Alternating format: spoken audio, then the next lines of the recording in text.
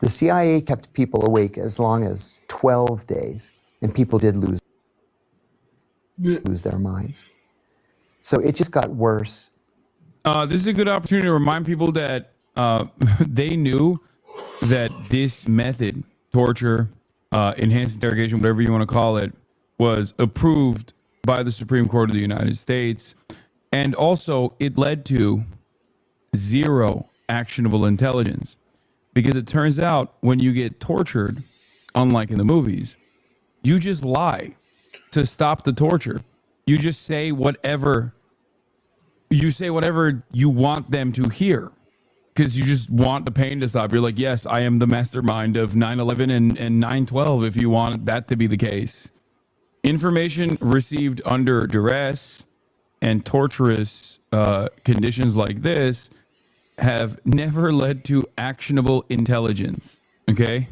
Yes, Supreme Court Justice Antonin Scalia, in his opinion justifying torture, used the show 24 as a reason as to why. Where he said in a hypothetical situation like in the show with Jack Bauer in the show 24, what if there was a nuclear first strike that was imminent, that was going to happen in Washington, D.C., and torture was the necessary method to get this information out.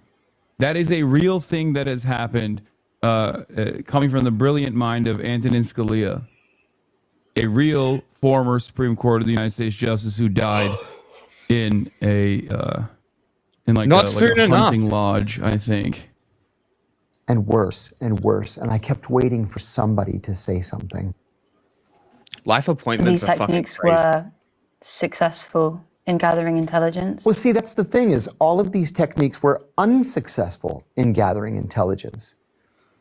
The intelligence that we gathered successfully was intelligence gathered by the FBI in the person of Ali Soufan, who was an FBI agent who used the tried and true FBI technique of establishing a rapport with the prisoner, a relationship. You offer him a cup of tea, a cigarette, an orange, a piece of paper to write a letter to his mother. You don't beat him and torture him and kill him. And so under Ali's guidance, Abu Zubaydah gave us actionable intelligence that saved American lives. And the CIA would start torturing him and he would go completely silent. So it was not just wrong ethically and legally, but it didn't work.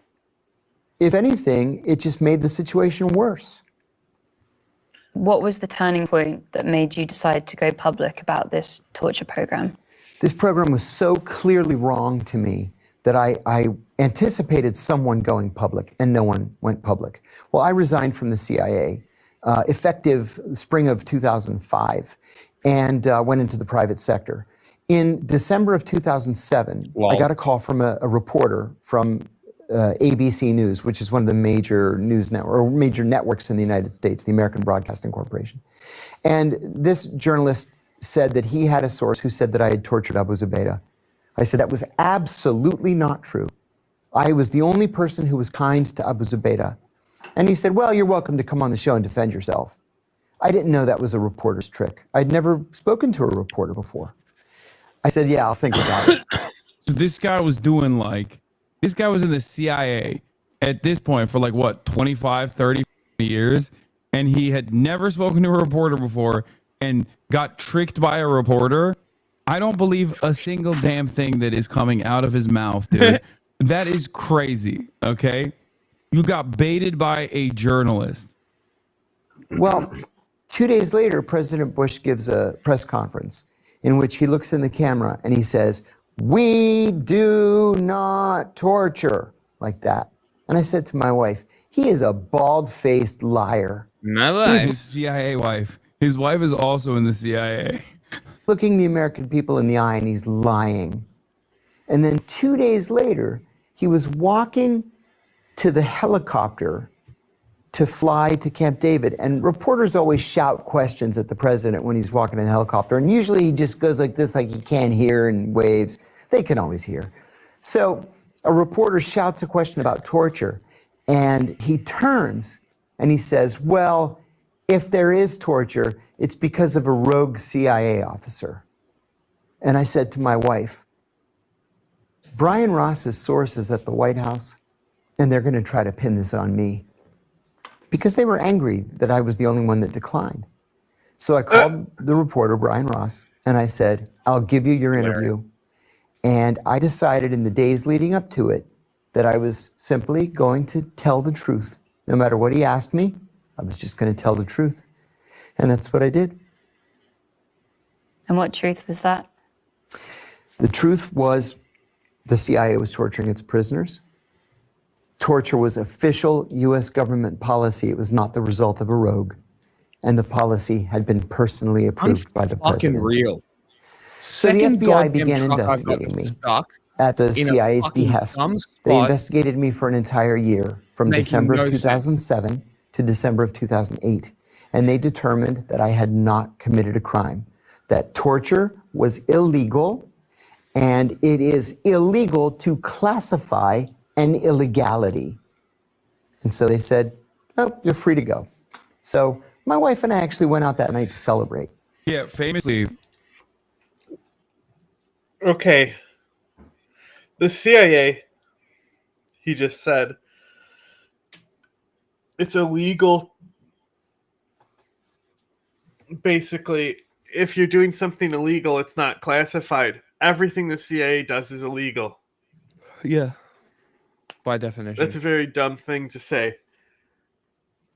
when the government is doing illegal stuff and you blow the whistle on it, they go, oh no, we were doing something illegal and now everybody knows. It's obviously illegal to openly to prosecute someone for revealing illegal information that the government is doing. They go, damn. Yeah, famously, that's usually what happens. 3 weeks later, Barack Obama became president, and he named John Brennan as the Deputy National Security Advisor for Counterterrorism. John and I always hated each other. And I didn't know that John asked the Justice Department to secretly reopen the case against me. So for the next Lol. 3 years, my phones were tapped, my emails were intercepted, and teams of FBI agents followed me everywhere I went. Finally, in January of 2012, I was arrested and charged with 5 felonies, including 3 counts of espionage. Yeah, maybe you Espionage shouldn't can have be been a talking to the death penalty Russians. offense. Yeah. And so I had to fight.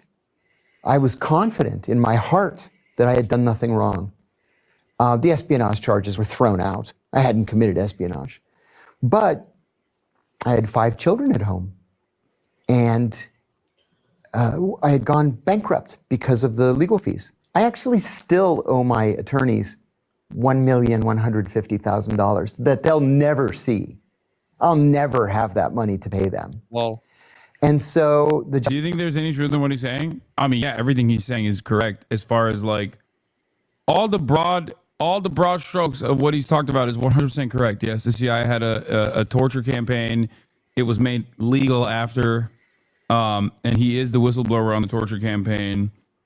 And he did go to a prison for this. I just still don't trust him as far as some of the ways that he talks about the CIA's operations, even now. Justice Department does what it does, and they offered me a deal. I was facing 45 years. They offered me 23 months, and I actually turned it down. And my lead attorney got right in my face, and he said, you know what your problem is? Your problem is you think this is about justice, and it's not about justice. It's about mitigating damage. Take the deal. Well, I had done some research, and I found a study by ProPublica that found that the government wins 98.2% of its cases. And he said, do you really want to roll the dice? So I took the deal. And you served those 23 months? I served every single day of those 23 months. Every day. Well, first of all, I should say, I have 0 regrets. Somebody had to say something. 0 regrets because I wanted to be able to sleep at night. I wanted my children to be proud of me. And I didn't want future generations to say, you know, that Kiriakou guy, he could have stopped this, and he didn't. You know, what kind of person is that? I wanted to be on the right side of this. I knew what was right and wrong. It was clear. It was obvious. There were a lot of bad guys in very senior, important roles at the CIA. I had to counter that. And, you know, I said also that these CIA people, if they thought that prison was going to cow me, was going to silence me, they didn't know me at all. So in my view, I won. And you think it's had an impact on the way the CIA operates now? It has absolutely, definitely had an impact. In fact, when Gina Haspel became the CIA director during the first Trump administration, we used to call her Bloody Gina because she was the godmother This part is also true. of the torture program. In her confirmation hearings before the Senate Select Committee on Intelligence, she said that the torture program was wrong and that she wished she had nothing to do with it. And I said, I call that a victory. And any intelligence officer or anyone that kind of witnesses wrongdoing and they want to speak out, what advice would you give to someone? You have to go with your conscience. The CIA likes for its officers to believe that everything in life is a shade of gray. And that's just simply not true. Some things in life are black and white, right and wrong. And deep down, we know what's right and what's wrong. So trust yourself, trust your judgment, even if you know there's going to be fallout.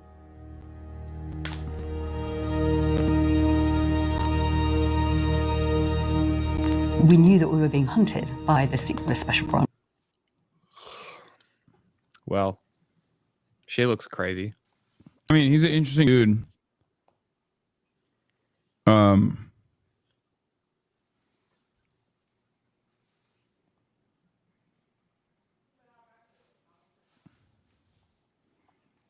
Stop looking at your phone, Hassan. No, I mean he's better than the current working CIA officers. I'll always respect whistleblowers. Yeah. He is a whistleblower. Make no mistake. I'm just saying that I don't completely trust him, if that makes sense. Hassan reaction is one of the best ones in the react.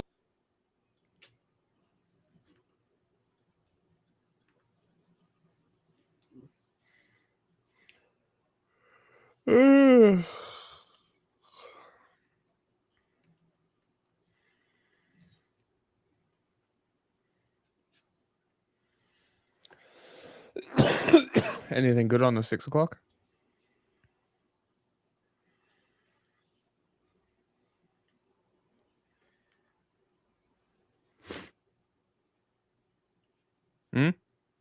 Yes. I have tons of stuff.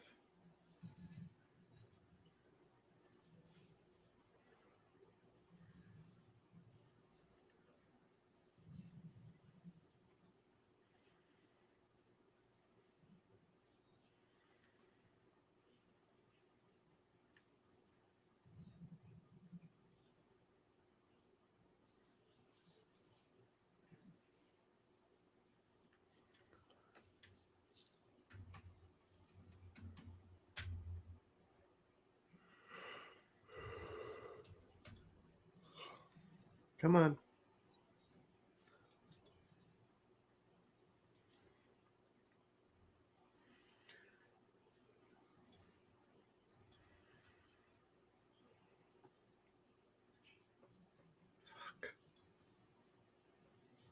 So annoying. Shit loads, and then you've already clicked, and then the shit loads, and it moves where your mouse is clicking. Yes. Happens all the time. It's very fucking annoying.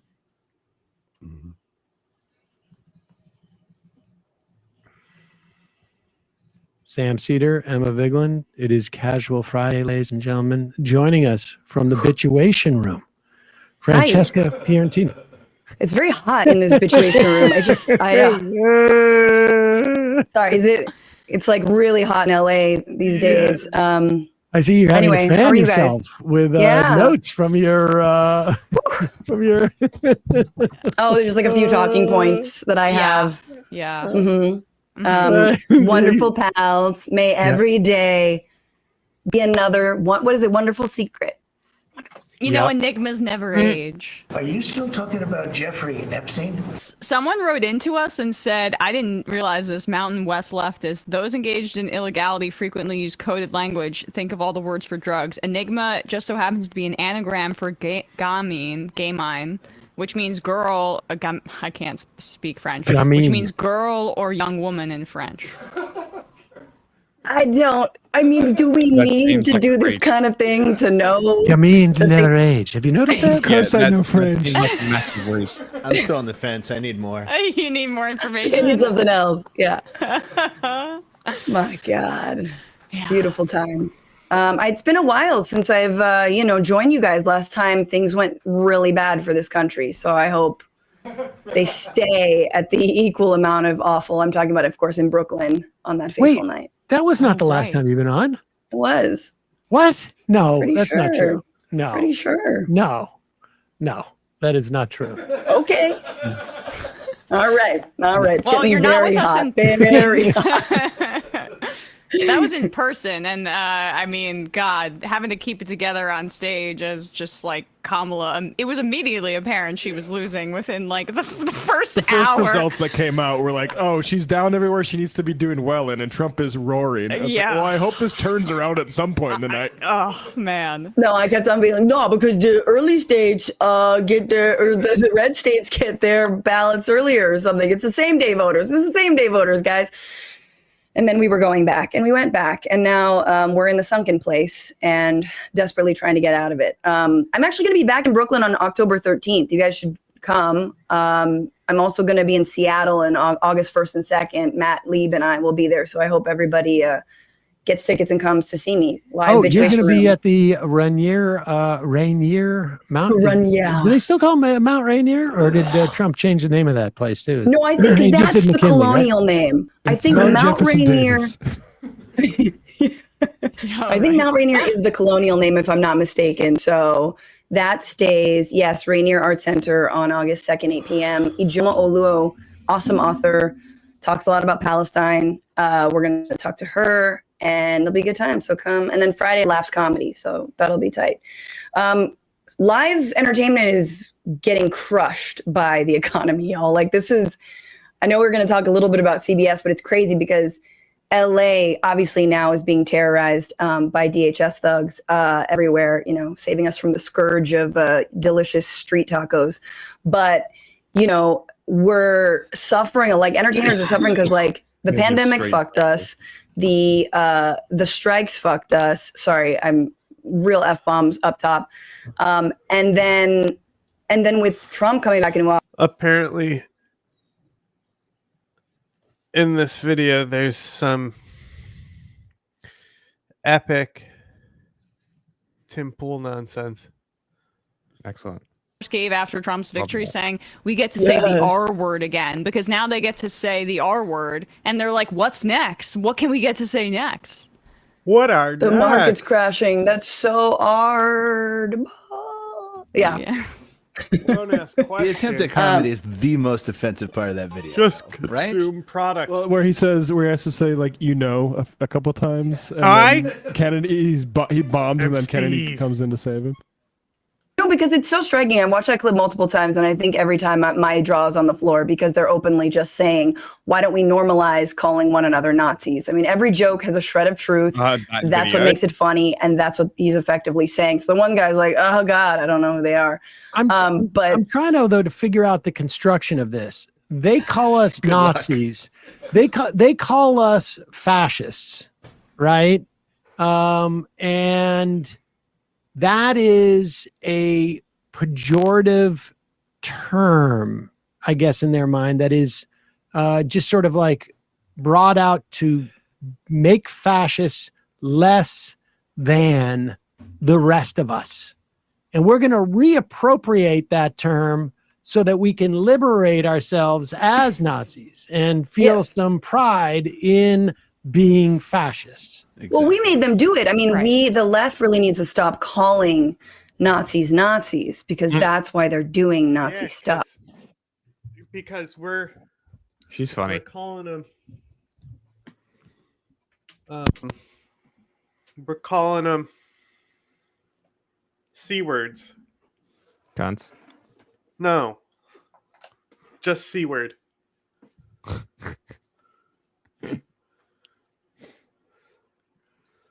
I think some of the wisest voices have said.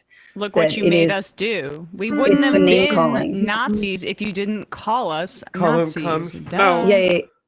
We're doing the C word because it's like the N word, except it's really funny to me. Because you can't say it on Twitch. Cunt, that's the fine C word. What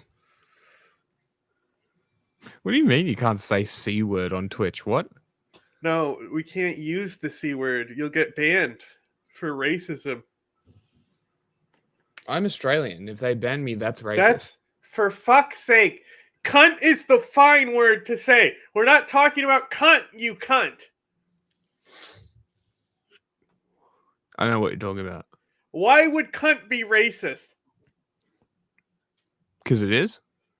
Like saltines, exactly. I don't even know what you're talking about. Talking about saltines. Sure. You know what saltines are? Something you eat? Uh-huh. Should I? You know what a Ritz is? Yeah, biscuit. A goldfish is technically a C. True. Okay.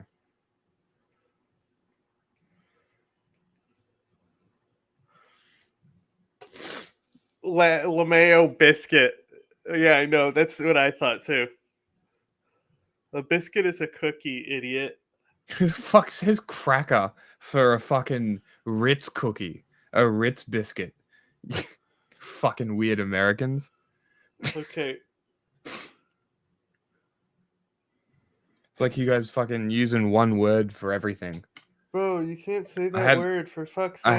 I had an example. Why would you say that word?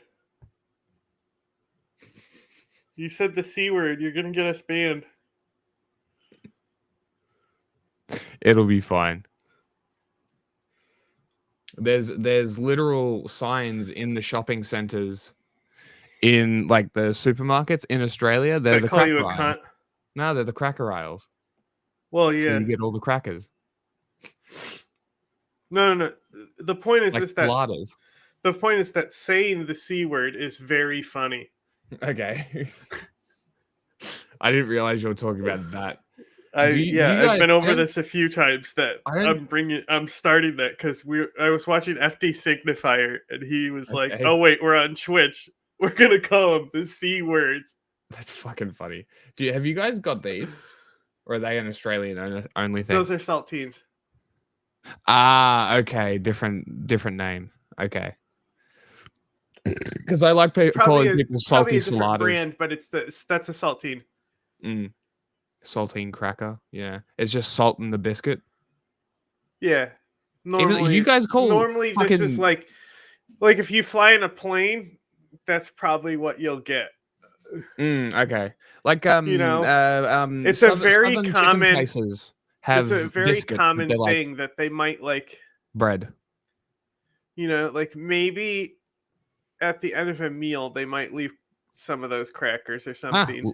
Weird. My favorite thing is definitely that's not very common. I'm just saying, like, they come like pre-packaged in a little plastic wrap, a little clear plastic wrap, and that's when you'll see them the most. Yeah, I like think you can buy them in the box, my but favorite like thing was the it's pretty common to have it as like the American. You can a free make it public now. Americans calling the little like fried bread biscuits. I don't even know what the fuck you would call it. Looks like a scone. It's a soft, fluffy scone. Or a scone if you're a fucking idiot. Well, I think they use buttermilk. Mm-hmm. Because it was mostly in like Bojangles and shit that you would get them.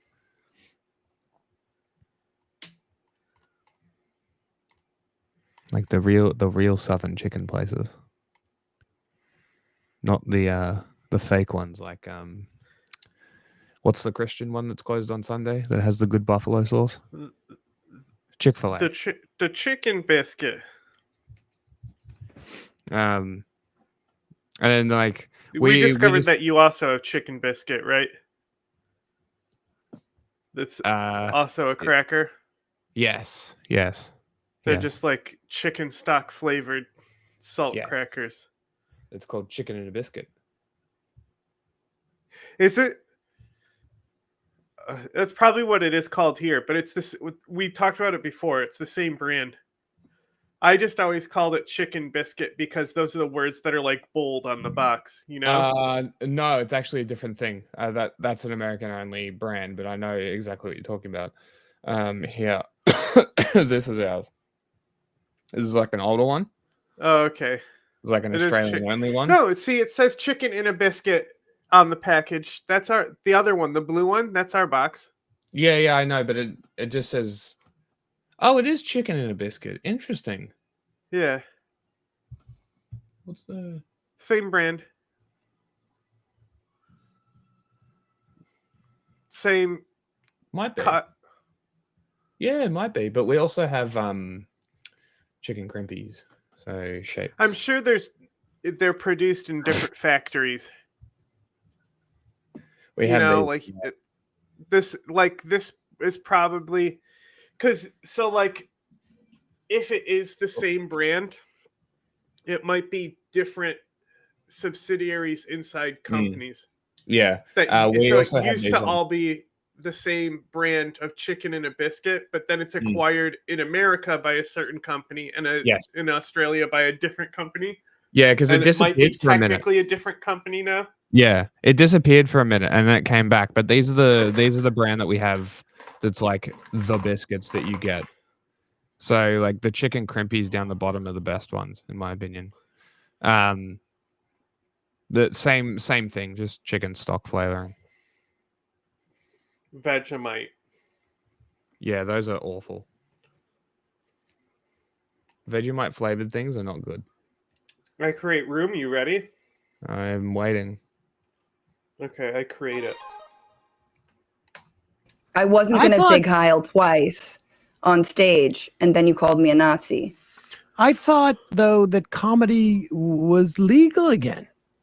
I don't understand what happened to that. But since we're talking about sort of a term that was used to denigrate and other the blacks so that they could be more easily enslaved, let's check out Tim Pool for a moment while you're here, Francesca. Tim the other day pinpointed what the problem with liberals is. And the big one is, of course, they don't understand what slavery is. Liberal, happy fun, la la la, chopping up children's genitals, happy fun, la la la la la. The troops have arrived. End of surveillance. Let's go. Oh, classic mission, bruv. Don't need to spy on them? So we're still gonna fight. Now we have both the powered exoskeletons and railguns. I like our odds. Damn mothership! Do they plan to occupy this place and make it a colony? There's an elevated railway right ahead. Spread out over there and search for enemies. We must secure the high ground. Use the overpass to confront the enemy. Infantry, move! Don't let the enemy approach the overpass.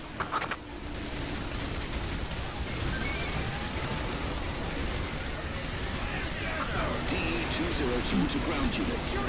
I've gone to foreign. I'll just keep it kind of private because the people who are at this restaurant might know, but it was a non-American style of food, and their employees appeared to be indentured servants.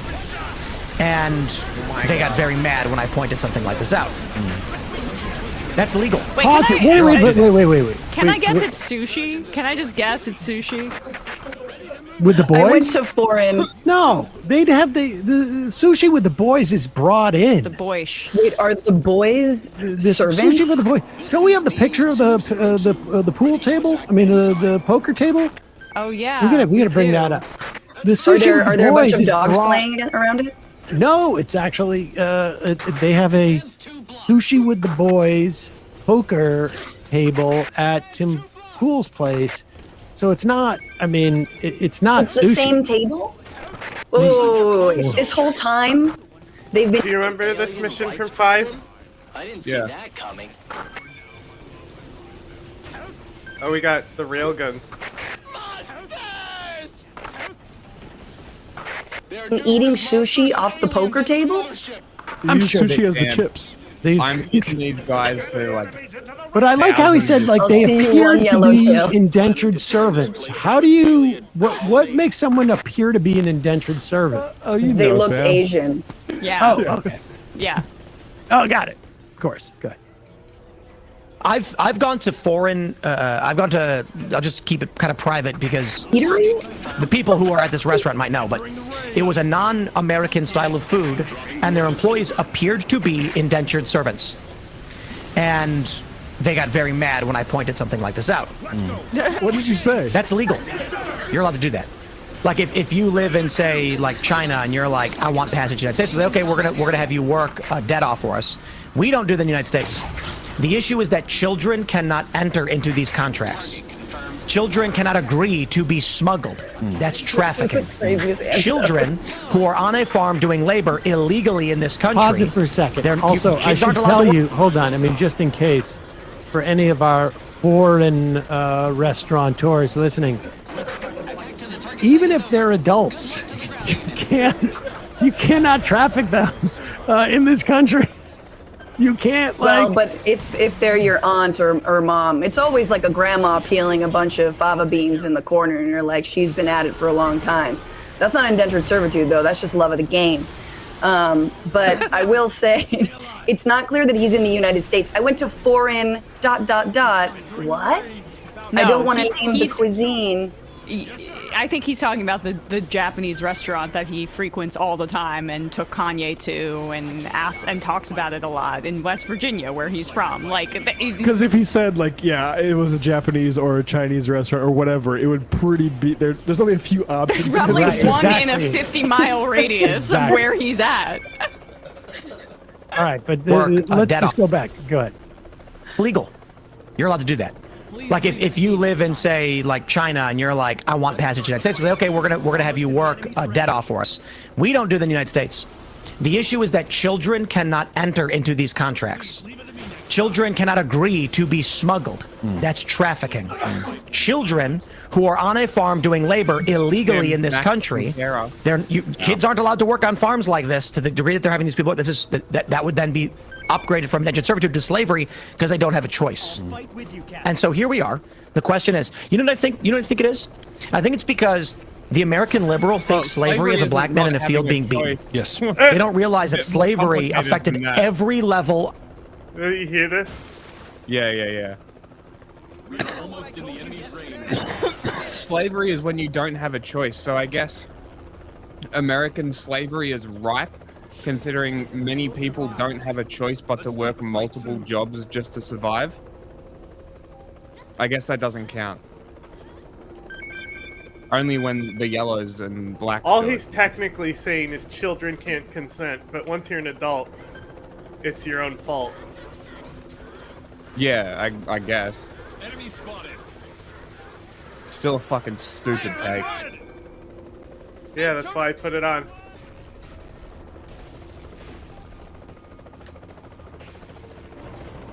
Frogman is dead. Alright, here comes the next drop. This is Scout. The mothership is dropping off something. These are bipedal robots, and it looks like they are carrying some kind of weapon.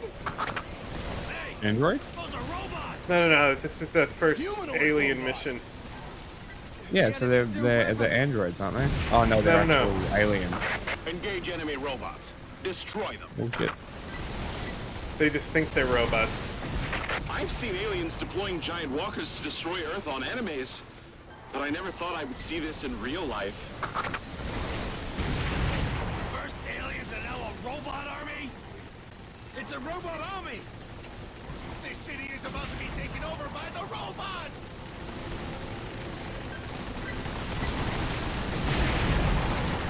These guys are not robots. Aliens inside. Armor! They're wearing armor! They're actually aliens wearing armor! There are aliens inside! Leave me alone. So they're not robots! Check the inside! You ever seen this type of alien? I'm dead. I know. The mission is going to clear anyways. It clears. I'm moving towards you. Aliens we've seen in the past. They're not humanoids. They sure don't look human to me! Aliens that don't look like humans. These look more human than the frogmen. Yep. Help, a drone's attached to me. It's taking me across the battlefield. Of American society, from grocery stores to government to building houses. In the mind of the liberal, when you talk about slavery, they imagine it's a guy in a Pause field. it for a second. No, they it's don't. possible there were grocery stores in the late 1800s, probably more of like a general store. But the idea that liberals are not aware that slaves weren't just in the fields. Thomas Jefferson had slaves on his plantation doing everything from building stuff to, blacksmithing to baking. He brought his slave to France to learn French cuisine. I mean, for God's sakes. Tim Pool's perspective on what other people know is a projection of things that he just didn't realize until he was in his early 30s. What's the conclusion? I'm waiting for the conclusion and I'm excited for it, but I also don't understand, like, I still haven't heard slavery bad come out of his mouth. Like, they don't understand that actually, when you're making some delicious Japanese food within a 50-mile radius of my home. All he did say is that if it's kids, they're indentured servants. He just defined the difference between indentured servitude and slavery. I wonder if I then could question him on if the Irish indentured servants were slaves or not. And see if he would still say they are. To fucking meet that narrative. To go white it's not slavery. Like, I'm not quite sure what he's saying. I love the idea that which is like slavery throughout history. There's two of the most common things that happen. The troops have arrived. And of surveillance. Let's go meet up. No need to spy on them? Okay, So don't we're still attack gonna yet. fight. Let me line up this bomb. Now we have both the powered exoskeletons and railguns. I like our odds. Okay. Cool. Here it come. Don't go out of range. Stay in the range, frogs. Do they plan to occupy this place and make it a colony? There's an elevated railway right ahead. Spread out over there and search for enemies. We must secure the high ground. Use the overpass. There's the place that he frequents all the time was like not happy that he was like, hey, you got slaves here. Oh, they're slaves. Anyway, it was pretty good yellowtail. Like, what? Oh, they were mad. Let's put it up. Yes. They don't realize that slavery affected every level of American society, from grocery stores to government to building houses. In the mind of the liberal, when you talk about slavery, they imagine it's a guy in a field. But there were people who worked a blacksmith, and he had slaves, and the slave would make horseshoes.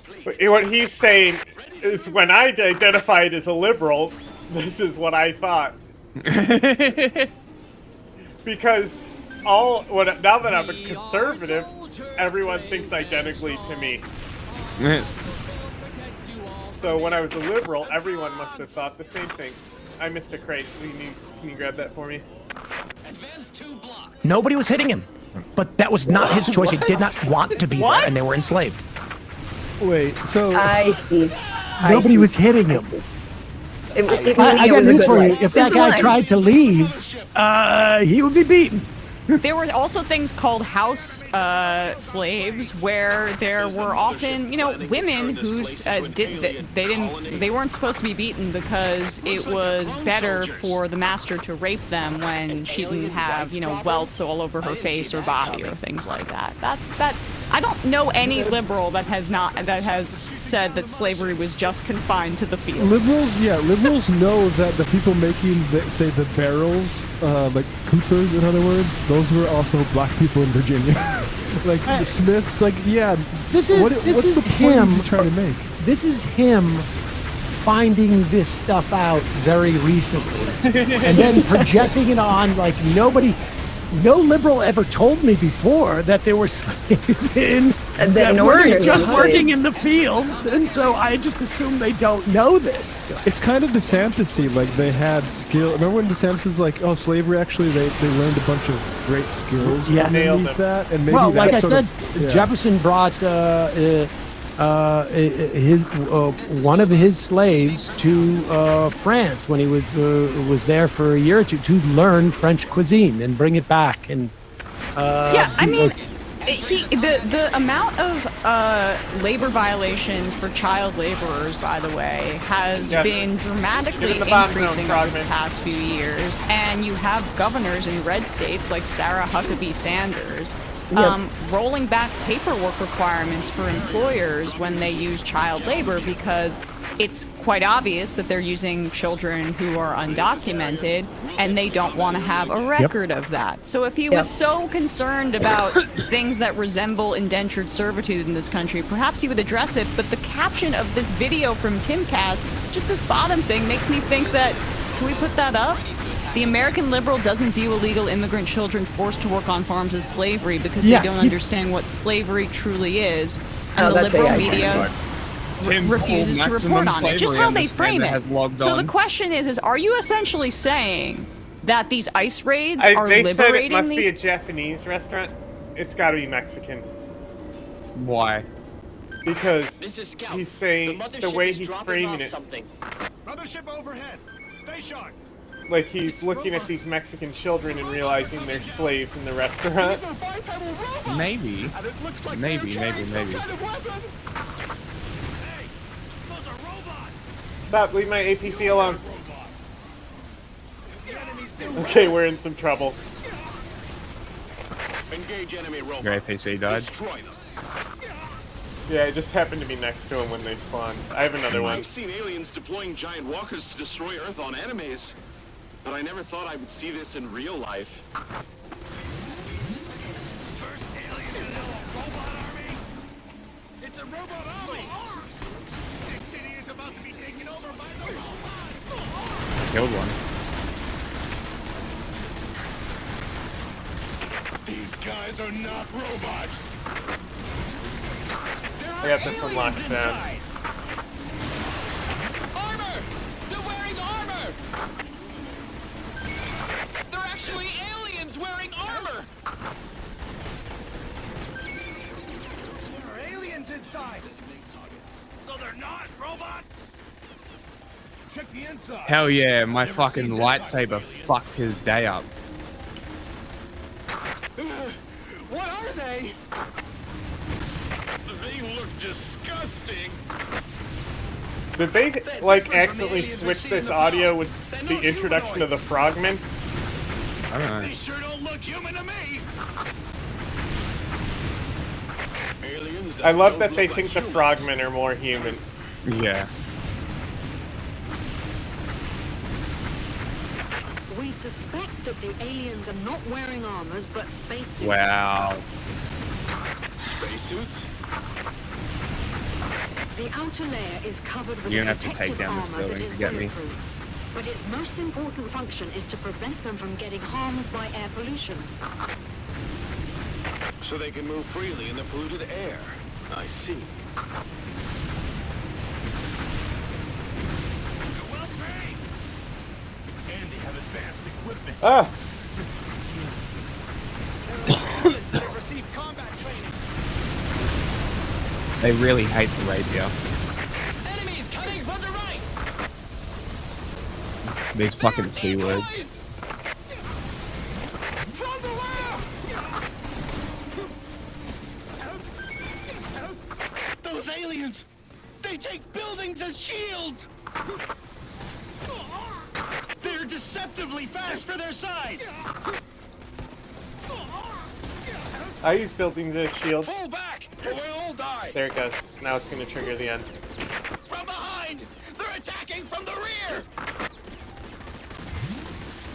Run! Run! Don't die, don't die, don't die, don't die, don't die, don't die, don't die, don't die. These are decoys in the front! They're coming from the sides.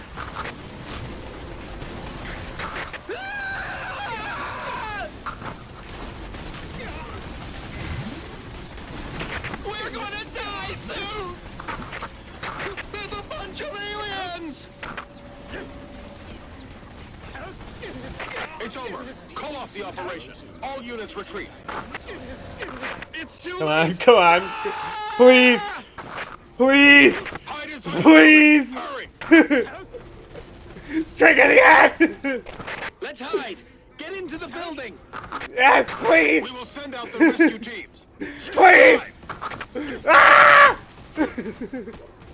Thank fucking God.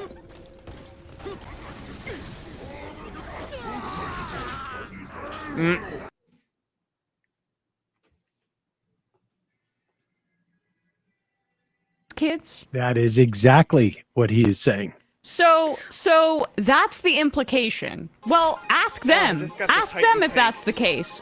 What what he's trying to say is this is for their own good, our brutalization Okay. of them.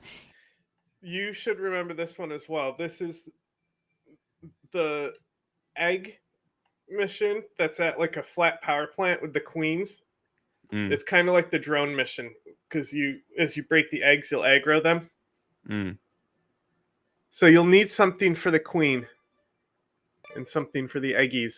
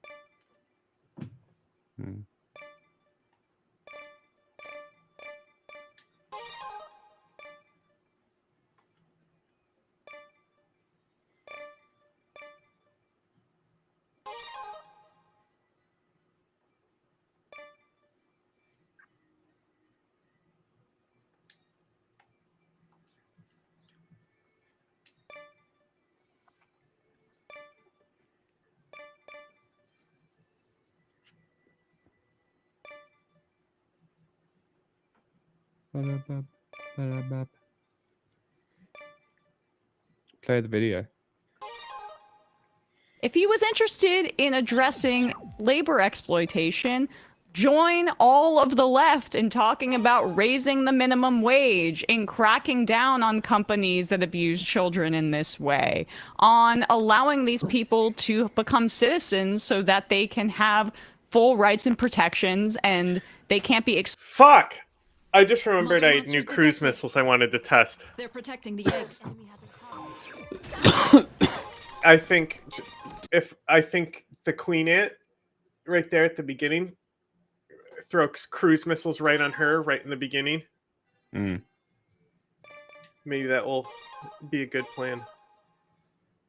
Exploited by the legal gray area of immigration and national security by a government that's now throwing people into a concentration camp down in Florida and just basically black sites. In fact, that's the solution to slavery was see to, here. instead of, we're not going to send these people to shots. Liberia or wherever, back to Africa, we're going to make them full citizens.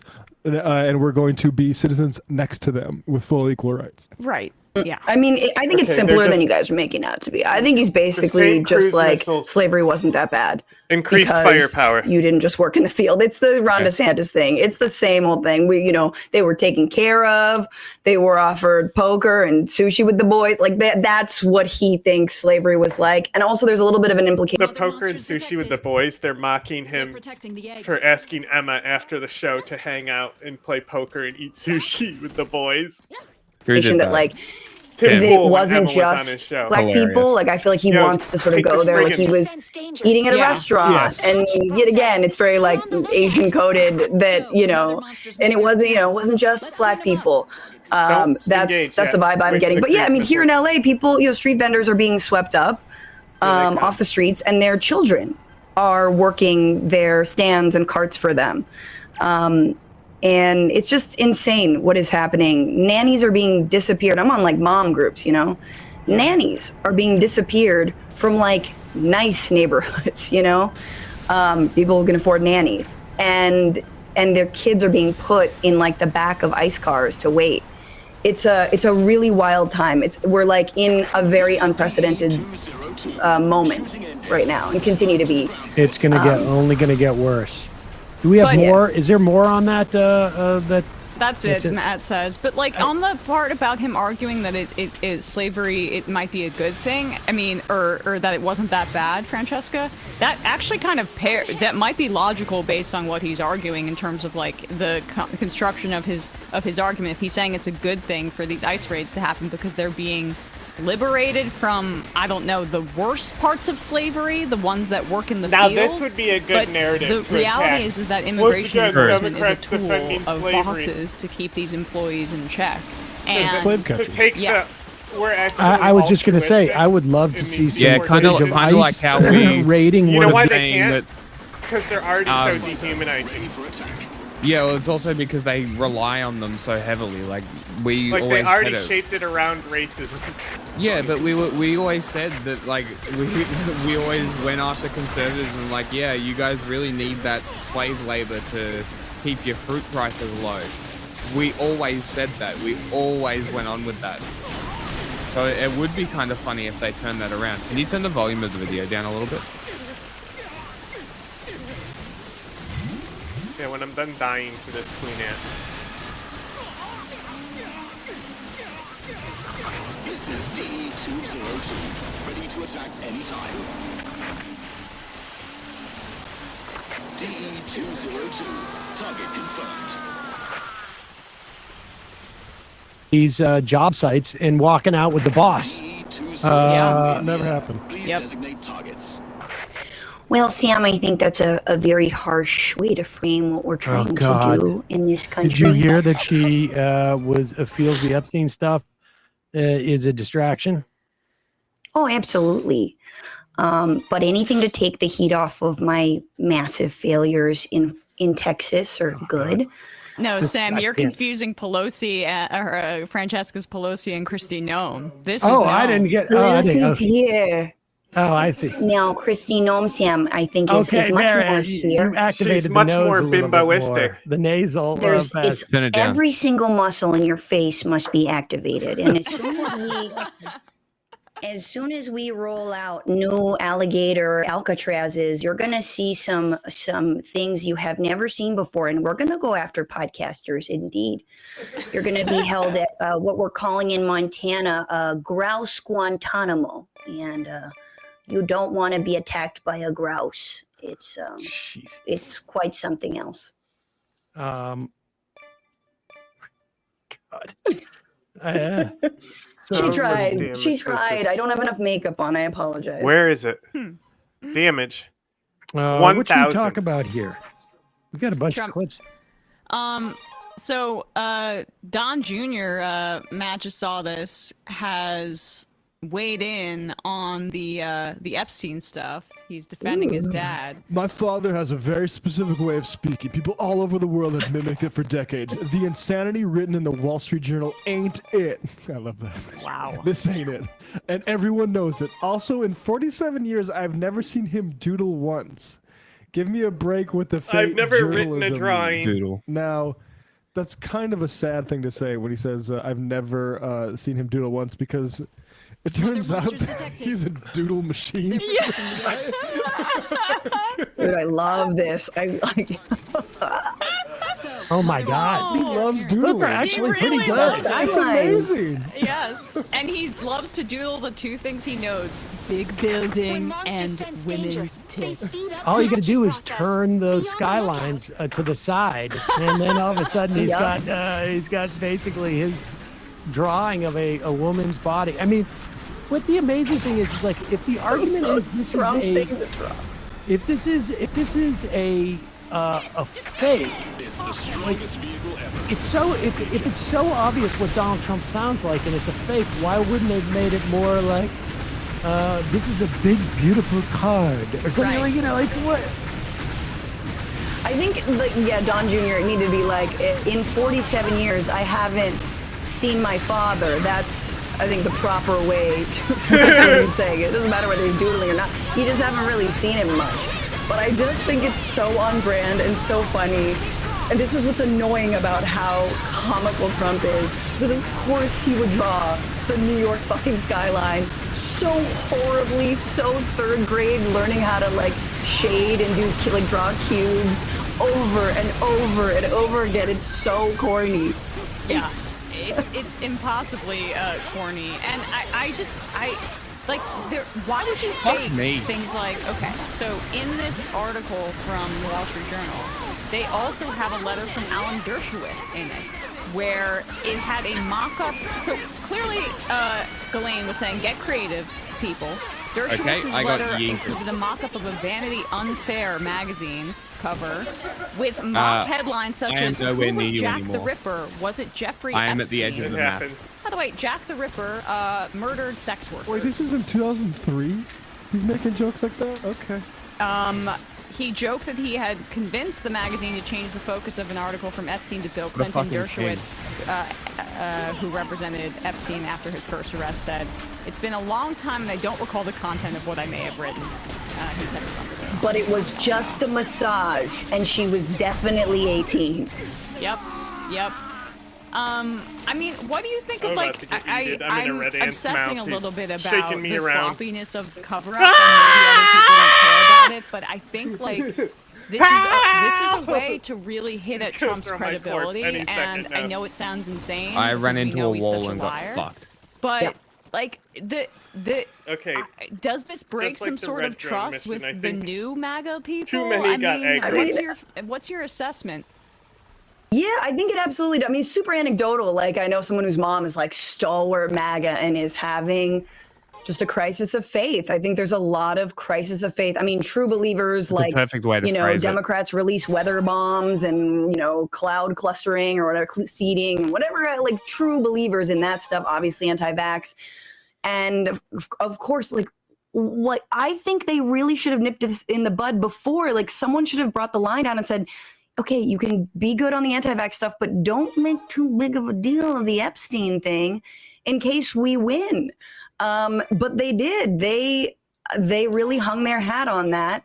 And it is absolutely blowing up in his face. I think it will lead to broader mistrust. I mean, it's only the biggest sex trafficking crime, maybe of our lifetime, that mysteriously ended when he mysteriously committed suicide. And they were BFFs, they shared girlfriends. And again, this is the thing we don't like talk about, but like, not really, but there have been women interviewed about this. Like a former Sports Illustrated model spoke to, I think it was CBS last year.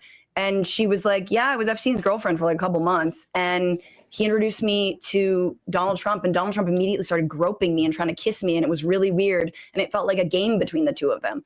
There was a beauty queen who came over from Scandinavia, I forgot where. Same thing. She was like, and then Epstein, after I met Trump, really tried to set me up with like going to his his Palm Beach home, for hiring and they were sending me people. all these letters, and that Trump really wants to meet me, and it just skeeved me out. It weirded me out. So she like left it there. She went to the beauty pageant contest, I think, you know, in Manhattan, Like, it's and not then their fault that that was they're it. That was looking all for last work. year. Right. So there's just, it's endless. Right. Yeah. I that's why I still think like the timing of this stuff. I mean, You I and guess me? Pam Bondi did that Don't folder worry about thing, what the other and I don't know teammates what do. they We're thought gonna they go were to the corner doing of with the map. that. You know, that was, I guess, 2 or 3 months ago. I don't know what they thought they were. I guess they just sort of the train car got away from them in some way. I think they thought they could get away with Just that head stuff. I straight think back. Elon blowing up and saying this stuff will never come out because Trump's implicated in it. I think that's what sort of reset the dominoes falling. Although it's interesting that Elon's defending him now and saying the letter's not real because it doesn't sound like him. I mean, he's a dumb guy too, but you wonder why there's that flip there. Maybe he's walking back. Maybe there's like there's a EV subsidy or something floating around out there that he's looking for. Yep. I mean, I don't think Pam's going anywhere. So to your earlier conversation, I don't think they're getting rid of Bondi. Bondi knows way too much. Bondi is right-hand woman on all of this. She's Bongino and Patel's boss. They're not in on it at all. They have nothing to do with it. They're just being told. And yeah, he would never fire Bondi. And she's eating shit for him. She's eating shit. Yeah, like absolutely. it's his cover up, and it's just Pam's amazing. She's gonna be the new ambassador to Italy. That's gonna be the announcement, really. To the Caribbean. She's gonna be a new Caribbean ambassador. Then mysteriously meet her demise. Exactly. Balls Well, in hands against the clock. Francesca, folks can see you most, I guess, in the soonest in Seattle at the Yes. Yeah. August 1st at Laughs Comedy, August 2nd at Rainier Arts Center. I'll also be in Houston, Texas at the Punchline on August 28th with Matt. And then moving forward, October 13th in Brooklyn. Where do people get tickets in advance if they want? Is Go there to a link? FrancescaFiorentini.com. Good luck with my name. No.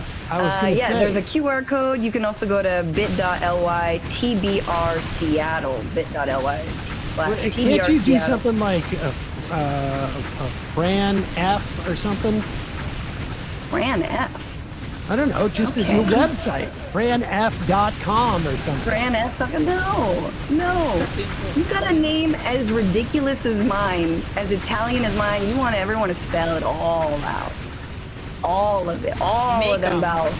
Make them. And now that Luigi Mangione is, it's like now everyone puts a little respect on my name.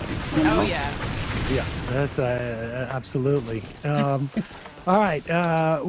We will put a link at majority.fm and in our podcast and YouTube description. Go see Francesca out in Seattle and among the other places you're touring around. Let's go. Yes, and may every day be a wonderful secret, you guys. That's Always so good sweet. to see you. That is so sweet. All right. Thanks, Francesca. Hey, folks, don't forget to hit the subscribe button and check out our daily show. We do it every day at 12 p.m. Eastern for about 2.5 hours. We even take phone calls. You should check that out. Those living in areas that have been ordered to evacuate must take refuge immediately. All others be ready to evacuate at any moment.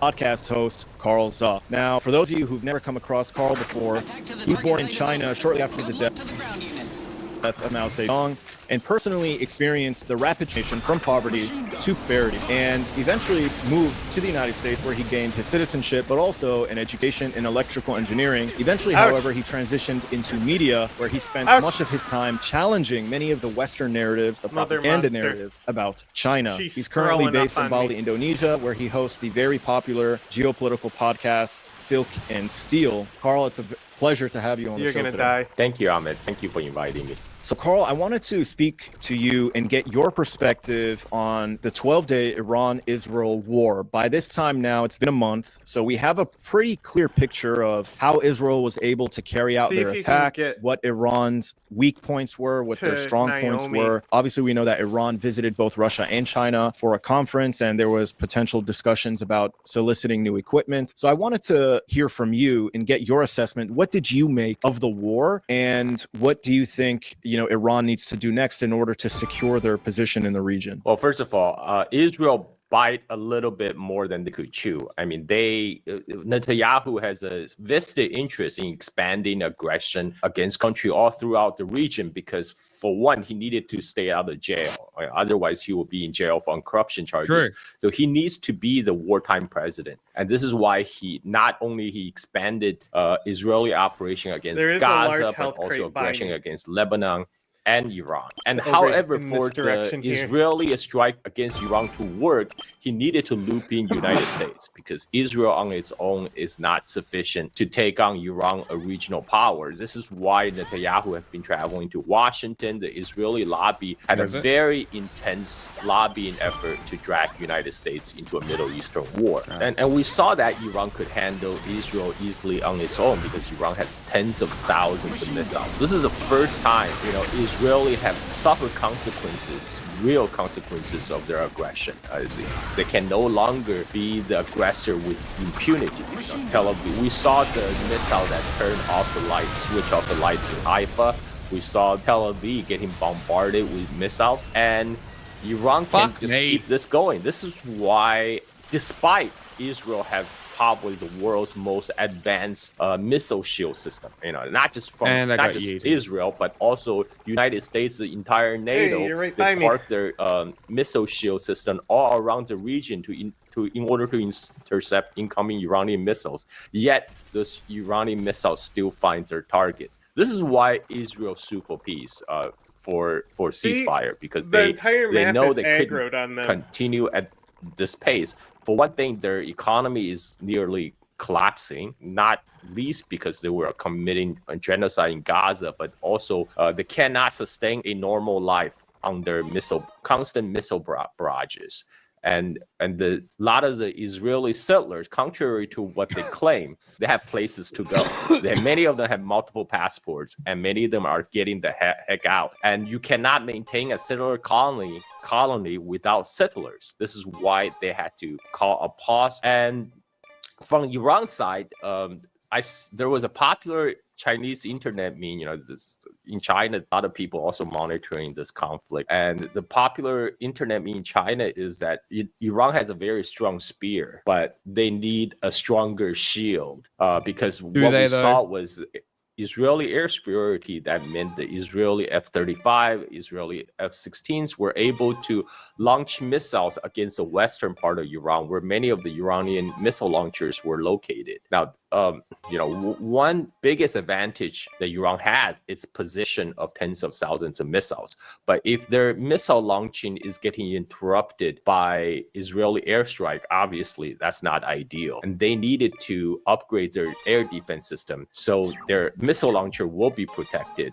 and will pose a strong deterrent against future Israeli aggression. So I think this, within this context, it actually makes sense for Iran to approach China to purchase air defense systems because China can very quickly provide those because there's no supply side bottleneck. Because according to Western media, China has an overcapacity issue. The Chinese factories can roll out these air defense missiles in no time flat, and they can very quickly help Iran bolster their air defense. And so, in essence, bolstering their own deterrent against Israel, because then the real deterrent Iran has. Why are you already almost dead? It's their missiles. Because those missile launchers needs to be protected. So I want to ask you two questions about what you've said. Firstly, you mentioned that Benjamin Netanyahu needed to expand this war in order to avoid being charged with corruption and potentially facing jail time. I've heard this argument made for 2 years. I don't know how I feel about it. The reason why is because, one, while this is definitely, there's an element of Netanyahu, this being his war or his genocide, this is still Israel's in their strategic interest, right? We know that they want to ethnically cleanse Gaza, eventually the West Bank, and we know that they do see Iran as an enemy, regardless of whether Netanyahu's in that position or not. So are you suggesting that this is purely because of Netanyahu, or do you think it's a mix of the two? That this is in Israel's interest, but also... No. I mean, this is this whole Israeli committing genocide and genocide. This is a whole Israeli whole society operation. This is not just Netanyahu's operation. It just so that Netanyahu's interest coincides with because he needs this for himself, and he exasperated the situation. But Israel has always seen Iran as an obstacle to its regional dominance. I mean, we saw there was a talk by General Wesley Clark, the former Spring Commander of NATO. This was, I think, a decade ago. He said right after 9/11, he was talking to his buddies inside Pentagon, and they say, "Oh yeah, we have a plan for taking out 7 countries in 5 years." And if you look at the list of the countries, Iraq, Syria, Libya, you're dead inside the range of the mother monster. Somalia, Lebanon, and Iran. Iran was literally the last died one outside of the healing and so items Iran has range always been the inside target. the range of the mother monster. It's but again, Israel alone cannot take out Iran. This is why he couldn't have died they a foot really closer want to the fucking drag the United healer. States into the war. Whereas after the whole Iraq deal, the idea of getting involved in another Middle Eastern war is deeply unpopular in the United States. You would know that you live in the U.S. right now, and nobody wants to die for Israel. And so what Trump did is he tried to thread the needle. He said, "Okay, I'm gonna do my thing, stand by Israel." Well, I mean, I think. Of course. Trump is, I think he would have gone for a easy Israeli victory if that was possible. This is why the Israeli strike on Iran nuclear facility from the beginning wasn't just a purely Israeli strike. It was a joint U.S. Again, Israeli outside strike. of where I can U.S. heal. provided satellite Intelligence intelligence and refueling capability because Israel Air Force lacked the F-35 cannot make to Iran and back without refueling, and the Israeli Air Force lacked the refueling capability the other on their own. They needed United States to help them refuel in air. And we also saw during the Iranian retaliation, you have all these U.S. vassal states in the region, like Jordan, scrambling their air force and air defense, trying to intercept the Iranian missiles. So this is a joint U.S.-Israeli effort, but I think Trump would prefer to a easy, quick victory. When he saw that wasn't possible, he wasn't going to risk his presidency to launch a ground invasion of Iran, for example, because that's what would be needed for a regime change. What we saw is the area attack is not going to cause regime collapse in Iran because Iranian people are very patriotic people. They actually rally around the flag. You saw Iranians from all walks of life have emerged and saying, we need to defend ourselves. We need nukes, right? So without a massive ground invasion, there's no way they can accomplish their true objective, which is regime change in Iran. Propaganda channel. But United States is not ready for that. This is why Trump did this intentional glancing blow, a symbolic strike on Iranian nuclear facilities, so he can say to Netanyahu and all these Israeli lobby people, "Oh, I did it! I stood by Israel. I destroyed Iran's nuclear facility." And then now give me a Nobel of the Peace largest Prize bombs now. I mean, America has ever made. Right? And it's Trump is unpredictable. It was not an He's so insignificant strike. predictable in so many ways. And so here we are. Israel realized they could not go, so they know we're going go on waging this war alone against Iran. That's why they had to sue for ceasefire. But this is, keep in mind, this is a ceasefire. This is not a peace deal, which means this hostilities can resume at any time. In fact, Netanyahu was just in Washington, no doubt, asking United States to back for another future Israeli strike. He asked for U.S. support for a preemptive Israeli strike in the future. And this is why both sides right now are taking this pause in hostility to build up their own capabilities. For Israel's side, it's trying to get resupply from the United States. And for Iran, this is why we saw their approachment with China to get the to get the air defense system. What exactly could China provide that Iran was lacking? Because Iran has air defenses that they've been very proud of, but they fell short for a multitude of reasons. We know obviously there were internal espionage attacks, and then Israel had a combination of flying through northwestern territory to get to Azerbaijan, loop around, fire standoff missiles.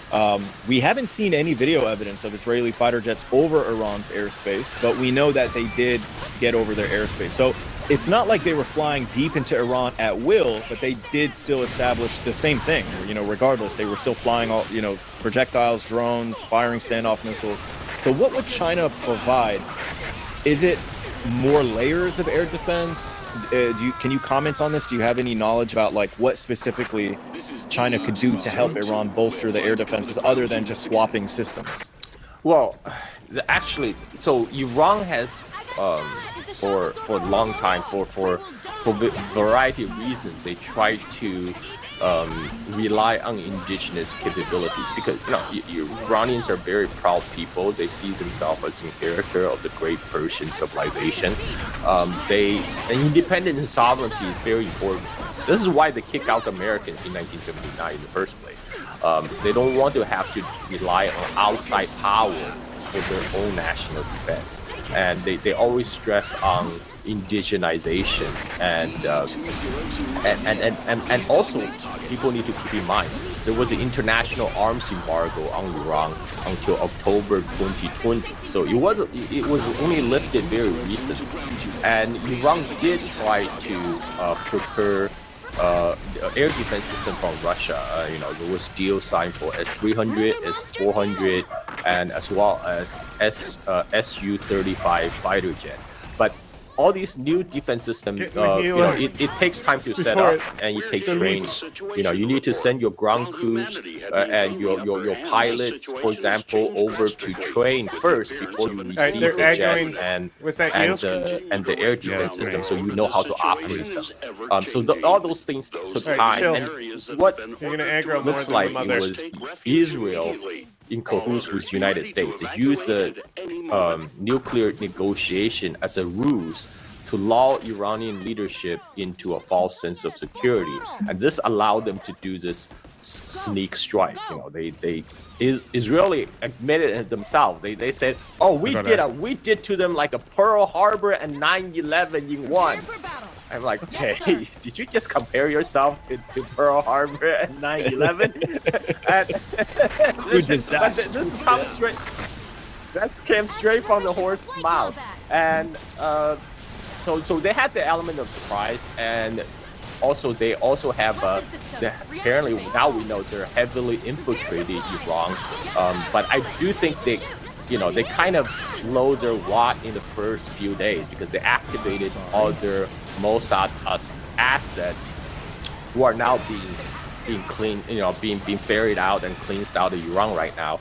And they thought they were able to do a decapitation strike, particularly against the Iranian top leadership, right? But the problem is, Iran is a country with 95 million people. It has boundless human capital. It's not, you can't, Iran has no problem replacing its leadership. Even if this is a big blow against Iran, in terms of prestige, but what we saw was, in terms of Iranian reaction, they launched their missile strike against Israel without a hitch. That means they already developed a contingency plan way beforehand. This is what we will do if Israel strike us, and they followed the plan to a T, and everything worked out. So this tells me so the so-called decapitation strike against Iranian leadership will mean very little. Because Iran, they can easily replace their leadership, and their system will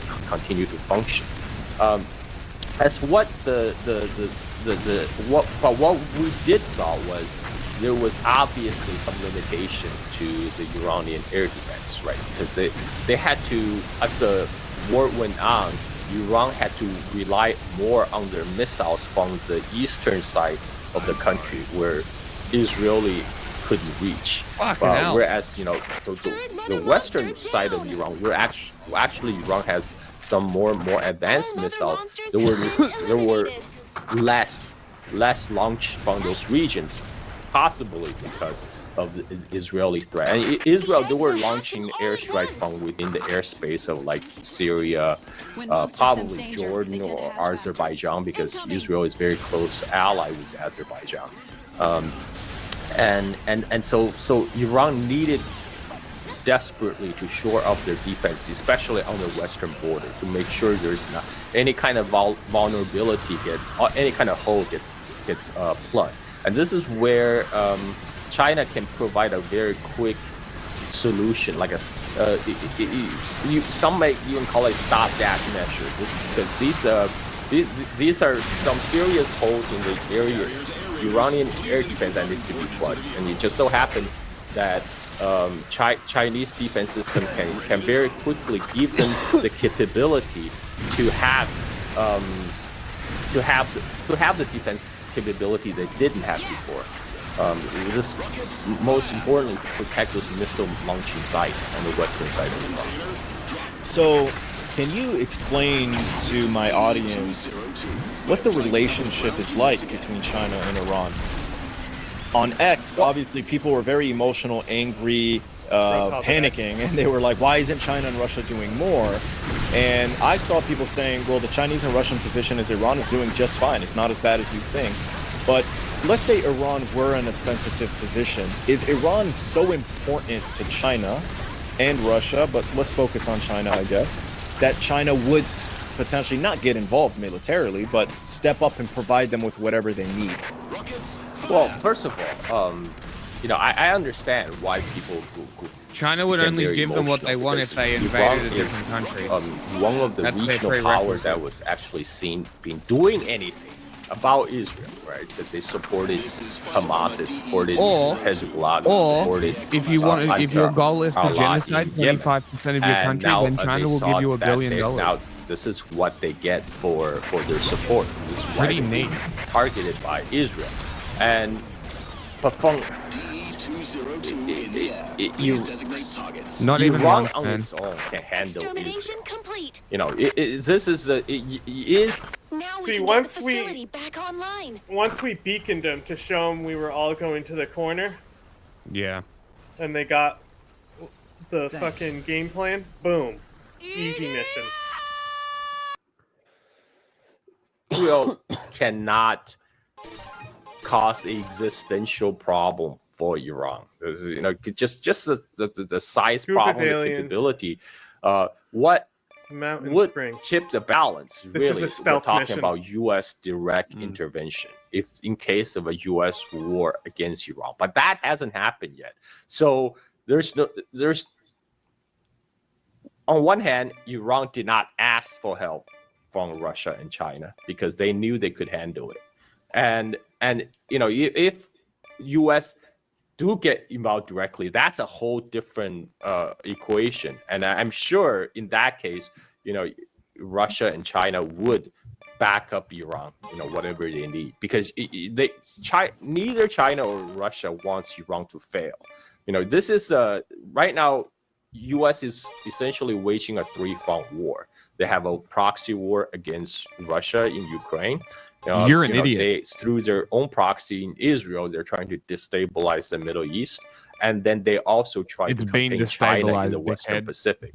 So, any one of these pillars falls. China is the that just means destabilizing factor US in will be the able Asia to Pacific. shift its resources to confront the remaining two. I mean, this is U.S. has made no secret what they want to do. They want to pivot to Asia. There's a significant faction in the they're trying. US It's true. national security establishment. They keep on talking about this. They say, okay, we got to wrap up our fight in Ukraine. We got to extricate ourselves from Middle East so we can concentrate our resources to do this one real big civilization war against China in the Western Pacific, right? So it's neither in Russia or China's interest to see Iran fall. Pause it.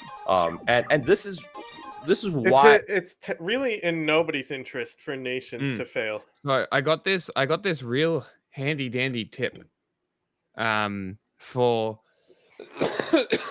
China to fighting kaiju. No. For China to avoid a war with the United States, leave Taiwan alone. Grab the Spriggans before Renegade does. Infiltrate the town and deal with him. Before Renegade does. I don't This care. town is home to healing hot springs. Grab Who the knew wing even divers, aliens please. would visit them? Annihilate these alien gorillas. This is my hometown. But you said it was a stealth mission. It was until you were looking down when it started, and they aggroed other things before you. I couldn't move because if I moved forward, I would get those wing divers on me. Vehicle drop. DE-202. Target confirmed. This is specially made. Will surely be ended. The aliens' actions aren't driven by strategy. We don't know the why of it, but we believe these aliens have been removed from the Primus plans. Do you mean to say they're deserters? It's possible.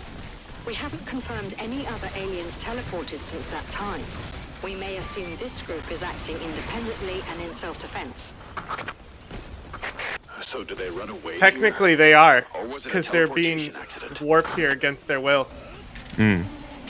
Huge wave of aliens coming from the mountain peaks. Aliens approaching. They're coming from the mountains. Hey, Iran was under U.S.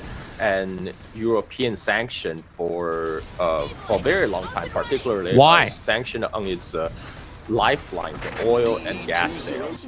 China currently purchases more than 89% of Iranian oil precisely because China do not want Iran to fail. I mean, this is an economic Don't revive me lifeline yet. to Iran, and to Well, we're nowhere sustain the near you, Iranian so- economy. This is how the sanction You were is way designed too to far work. ahead. It's designed to cause regime collapse by causing economic collapse. And for the same reason, China do not want Russia to fail in Europe.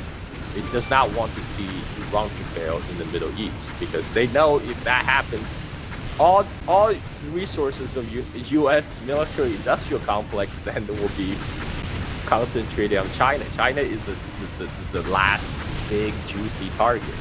And China Sure, and bro. Iran itself has a long friendly relationship.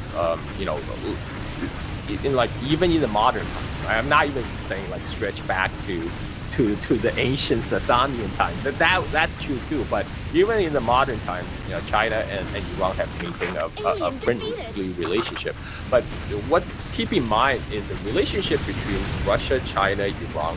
This triangle is not the same as a NATO alliance. NATO alliance is a military alliance that's headed by Washington. Defensive that's top-down. serving Washington's interest. Whereas NATO Iran, is an American proxy Russia, group. China, they're all sovereign countries. What he's saying. Right? They have their own forum to discuss defense cooperation. For example, they're all members of Shanghai Cooperation Forum. Right? But it's a forum. It's not a military alliance. So the nature of the relationship is different. But at the same time, geopolitically, neither Russia or China wants Iran to fail. So I think people are just kind of panicking a little bit when they saw it looks like Israel was going to drag Donald Trump into wage full-on war against Iran, but that did not happen, right? I mean, this is Iran can handle Israel. We know what Iran's capabilities are. Right now, what we're going to probably see is both China and Russia will supply. They will have now even a tighter security arrangement because people need to remember a weapon sale is not just hardware exchanging hands.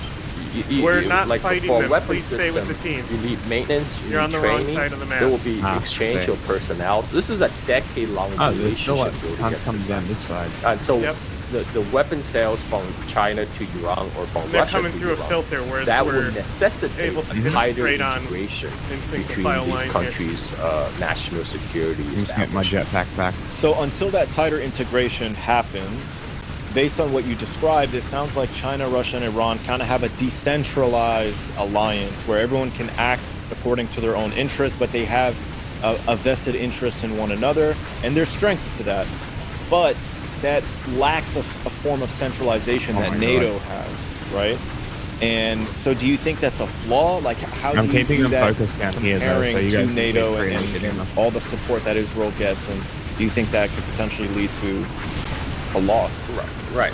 I mean, this is people need to understand what multipolarity is.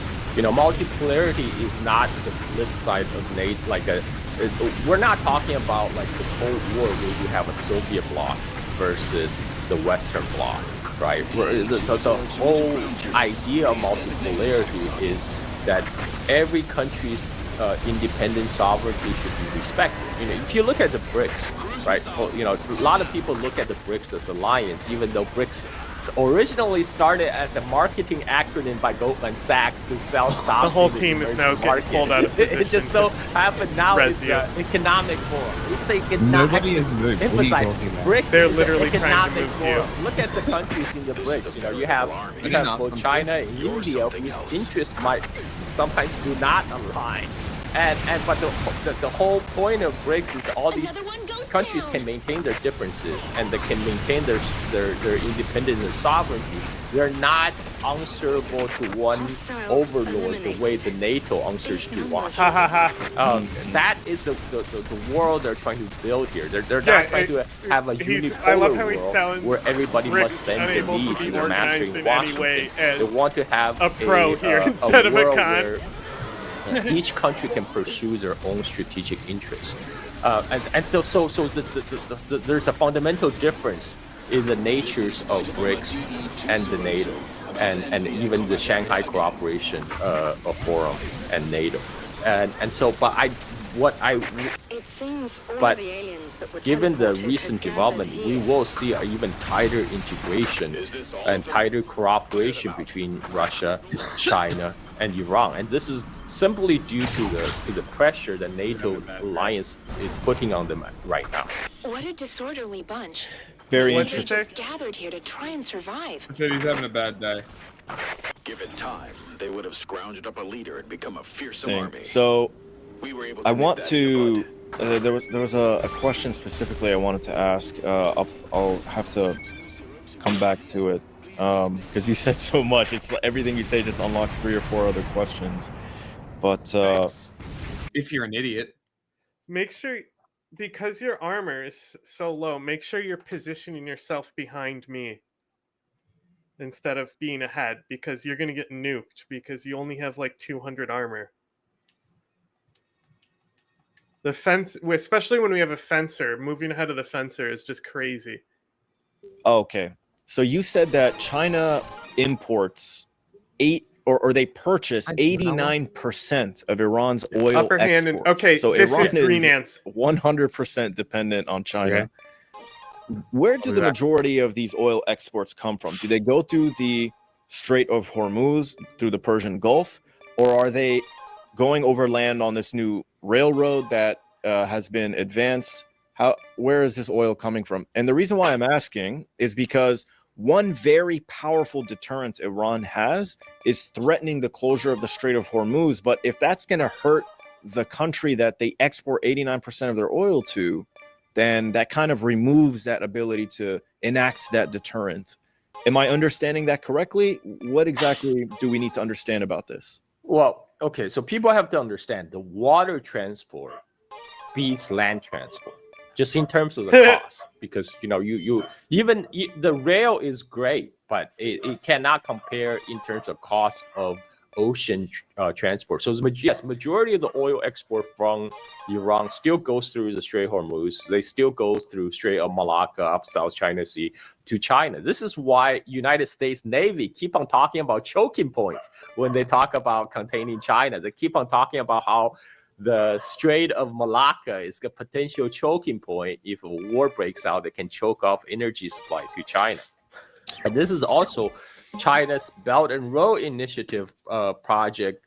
One of the goals is to build many connection points, so there's not one choking point. This is why China is building a port in Pakistan, the Gwadar port. I mean, that's why I was mocking people, where it's like Iran being like, "Don't bomb us or we'll kill ourselves."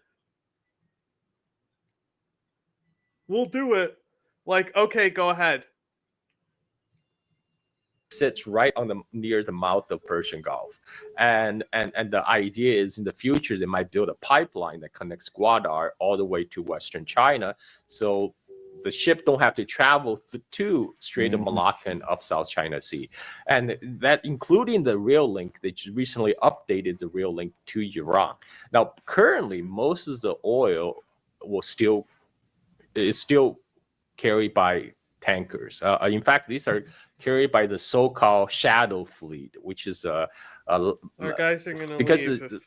they don't want to get like sanctioned by U.S. People need to understand the U.S.-EU sanction is essentially amount to a global sanction, because how U.S. sanction works is they will, if you have any kind of financial dealing in the United States, or you have any kind of financial dealing using U.S. dollars, that means the U.S. government is going to sanction you.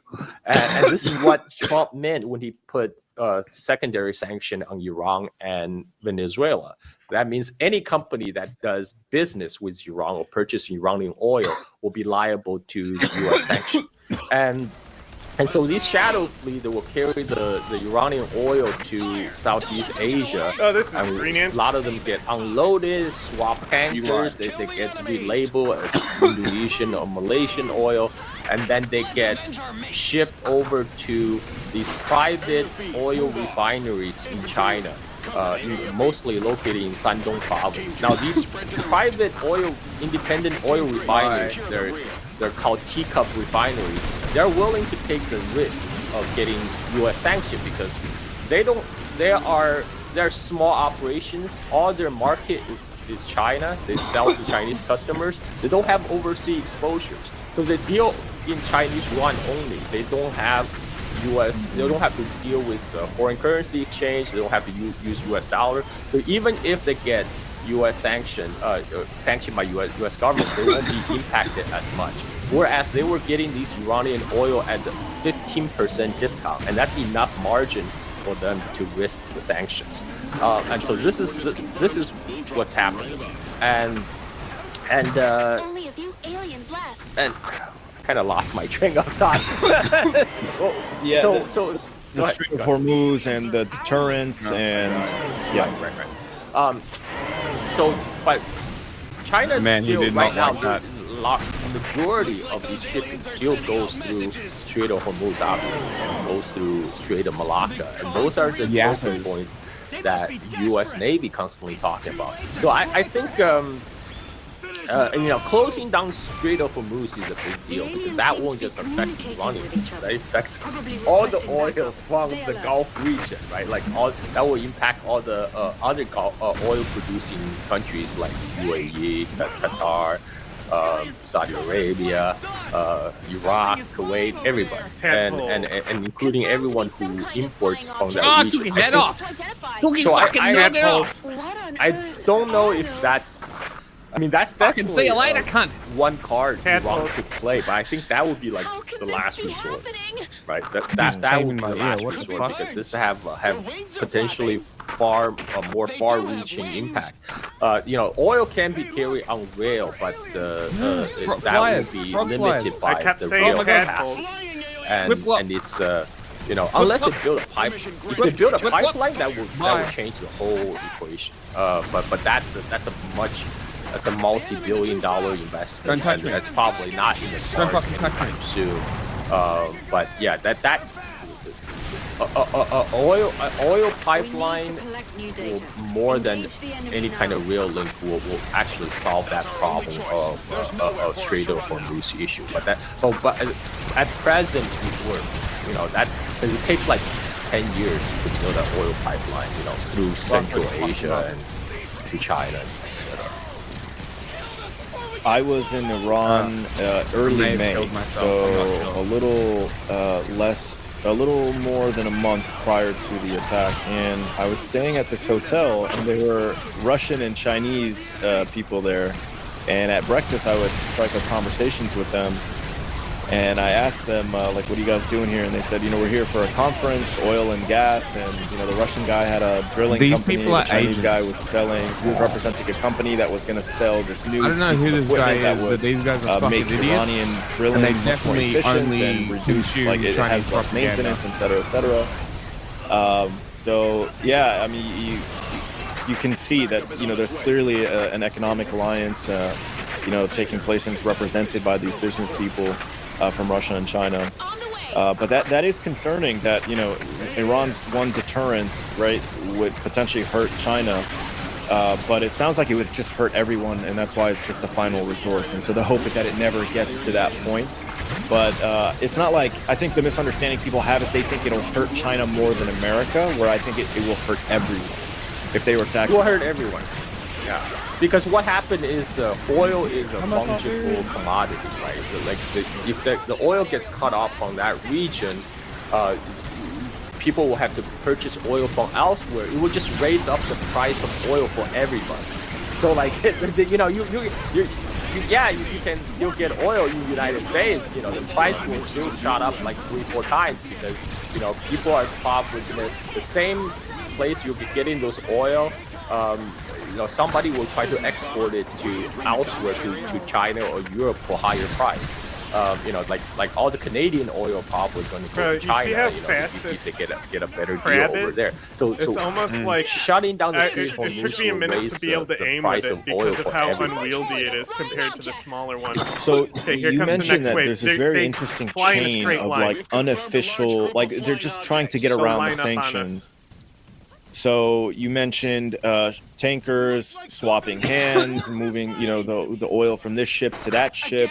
Eventually, it's like acquired by Indonesia or Malaysia, and then eventually these private refineries in China. Is it possible for the U.S. to sanction all along that chain? They're coming around, and eventually get. So right now, this is very decentralized network. Which makes sanction harder because for U.S. sanction to work, they need to know who to sanction. They need a list, right? The whole point of these shadow fleet is they're not insured by by the insurers in London. So this is why it's harder for them to track. This is why they sometimes offload their oil to another tankers, and this is all to make tracking more difficult. And the decentralized nature, it means it just takes so much resources to track each individual tankers and each individual operations. And this, if they just sanction them, if they would pivot and switch and shuffle everything. Exactly. I mean, U.S. is powerful, but not that far. They can't possibly monitor everything. They have limited resources, right? They can't target big companies. For example, they did go after Huawei for, building telecom infrastructure in Iran because Huawei had some business back then in the United States. That's why they got Canada to detain Huawei CFO Meng Wanzhou, ostensibly for sanction busting against Iran. Right? That's how the U.S. sanction works. They can go after anybody who have any kind of business with the United States or any dealing with U.S. dollars. This is why the Brazilian President Lula recently in the BRICS summit, he said there's a desperate need for new trade currency. He didn't name U.S. dollars specifically, but he said we need to have a new trade currency, otherwise we'll end the 21st century the same way we started 20th century.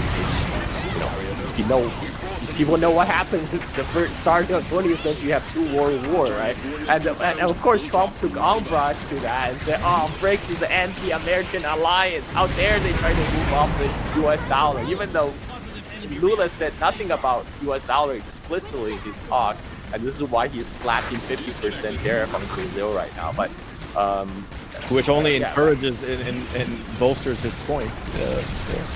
Exactly, because Brazil currently there's actually the U.S. actually enjoy a small surplus in their trade with Brazil, and the trade between U.S. and Brazil actually is dwarfed by the trade between Brazil and China and other BRICS nations. So this is just going to push Brazil even Oh, yeah, further go towards Blix. the Hell yeah, go direction of Blix. BRICS. So, Yeah, Blix. in your view, how would you describe China's role? China really does seem like the leader of this multipolar world. And I don't mean to discredit God, or cringe. disrespect any of the other actors, right? But China, because of its sheer size, its weight, its economic power, the factories, Naomi's decades over of there. like stable leadership moving in, Bitch, one will clear you get over direction, here so just the fucking prioritizing last China's frog will interests, come to serving where the your people, team is? uplifting the people, and advancing their capabilities. So how is China viewed by the other members, and how does China view itself in this multipolar project? Yeah, I mean, one thing people need to keep in mind is China's non-interference foreign policy. This is China have pretty much stuck by this policy ever since 1980s. For more than 40 years now, and that means China's business is business. It will do business. They will not interfere in your internal domestic policies. They will not interfere with your policy with other countries. That is your business. And for a lot of these countries, it's refreshing because a trade deal with China, welcoming Chinese investment comes with no strings attached. And this is quite different from deal with Chinese IMF or World Bank. I love Chinese Trade junk. investment with even China say, comes with no strings to the attached, military, homie just right? said. Like when U.S. sold F-16s to Pakistan, they made Pakistan sign an end-user agreement that this F-16 will not be used in a war against India. Right, and China don't do that kind of thing. So whereas U.S. will use who is Pakistan supposed to use them against? Yeah, who are they supposed to fly? Like they just fly around Pakistan burning fuel? Like what's the point? We need fighter jets we can actually use against India.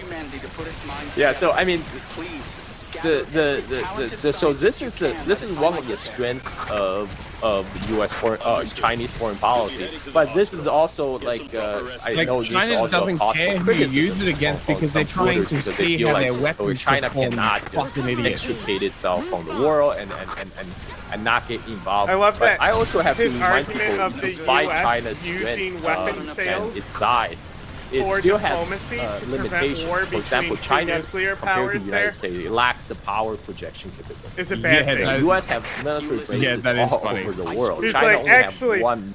we're better because we're pure capitalists who don't actually care about it. That's really funny. We have sent out the recovery team. They will collect biological Military base, samples overseas of the military scene. base in All Djibouti, units retreat. and recently, and it's under heavy surveillance. Recently, Germany just complained that one of its spy plane, when circling around the Chinese frigate around the Red Sea, you've got the Chinese ships supposedly shining a laser on it. The question really should be asked: what is German spy plane doing in the Red Sea? Obviously you are trying to aid the United States into the operation against Yemenis, right? I mean, that's what you're doing. But teleportation. This is again posed as an example of Chinese aggression because the Chinese space lasers. An interesting one because China loves to point lasers at people. There was literally a video that came out last week of them lasering a fucking naval ship. This Literally, mission right here, like international the incident, I believe. Mountain Canyon mission with the teleportation anchors, except now it's modified. I think we had one of our funniest moments where we were like either really frustrated or dying laughing on this mission because it was one of our early farms because it had teleportation anchors on it. Guess what I just got?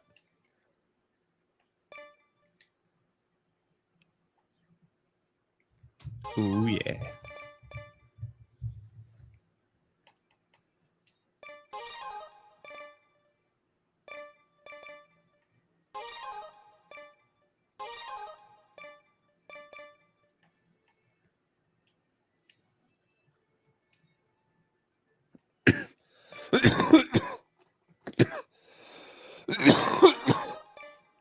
Hell yeah. It's funny now I can't just fucking drop a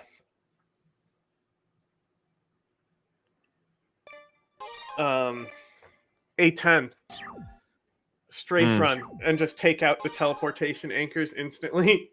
Because they have shields. Yeah. The primer's putting shields on the top because the air raider was so easily able to kill those anchors with their gunships in 5. Incoming enemy ship. They've dropped anchors. Or whatever. And but China do lack projection capabilities. They only have one overseas base in Djibouti, and hell yeah. United States is trying to say, China is building all these ports. They could be dual use. They could be used by military and civilian. But the fact is, Chinese Navy hasn't really, going out all over the world the way United States have. China lacks kind of the logistic support, logistic supply chain. So China's way of showing support is different, because China relies on its own strength, which is in the area of economy. For example, the Chinese export control on the rare earth. Flyers. This is people are only starting to realize how important those rare earths are. And because it goes into everything. It goes into cars, it goes into jet engines, it goes into missiles. For example, just focus on the flyers so I can the use reason my you need vehicle. rare earth magnet is because in the car motors, they generate a lot of being spider grabbed as well right now. Magnetize the magnet. I would have been able to kill them, but I had to back up because the flyers. They have the property. Renegade's already at one of the towers. So is Naomi. And right now, most of the heat-resistant magnets are produced in China. So when China finally put the export control on the rare earth export, there was widespread panic. A lot of the Western car companies think they were going to have to move their operation to China to produce car parts because they can't get access to the rare earth. And as a result of the tariff talk, China agreed to extend 6-month license for export license for U.S. car makers, but they still haven't lifted the ban of rare earth export for U.S. military industrial complex. For people who are concerned that they might divert rare earth supply from the civilian use from car makers to defense industries, well, defense industry require a whole different grade of rare earth magnets. For the type of the magnets you need for your car is very different from the type of magnets you need for S-35, and this also created a real supply constraint on the side of the United States, especially if you observe during the 12-day war between Israel and Iran. Israel were firing off interceptor missiles left and right, and they have to be supplied by the United States. All Israel's interceptor missiles for David Sling, Iron Dome, they need to their ammunition needs to be supplied by the United States, and U.S. needs rare earths to manufacture this missile. And to give you an idea, the U.S. deployed the THAAD missile, system to Israel to intercept Iranian missiles, and those THAAD batteries, radar plus launcher, each cost $1 billion. And each THAAD interceptor missile costs somewhere between $12 to $13 million a pop. And United States, the whole planned production for THAAD missile interceptor for the whole year. God, I really want to use my big cannon right now, but I can't. Israel just fired off more THAAD missile interceptors in 12 days, more than a whole year's supply from the United States. Got my boy locked in. And the planned production in the U.S., that 12 THAAD missile interceptors that was planned before China put on the rare earth export control. So right now, even if they want to ramp up production, they're gonna have issues to secure this rare earth. And it's not as simple as matter as just dig it out of the earth, because U.S. do have rare earth mines. They have a mine called the Mountain Pass mine in California, right next to Las Vegas. And the problem is U.S. lacks the refining capability to make the rare earth into actual heat-resistant magnet. So currently, all the rare earth that got out in California is what they do with them. With a single they ship shot. to China to proper processing for making into magnets. And U.S., if they want to start domestic production, domestic refining, they're gonna have to import Chinese machine tools. And they somehow have to get their hands on Chinese technology, because U.S. used to lead the world in rare earth production, rare earth refining back in like 1970s. And then in 1980s, they thought, okay, these industry are too polluting, and the Wall Street did their calculation, it's low margin stuff, we don't need this stuff. So they try to offsource this to China, literally offsourcing their pollution. And China at that time was very poor, so they were willing to do the dirty job of mining rare earth. But China tried to climb the technology tree, so immediately tried to start their own refining capabilities. And at that China's time, the grain U.S. leader was of the world. perfectly okay with that.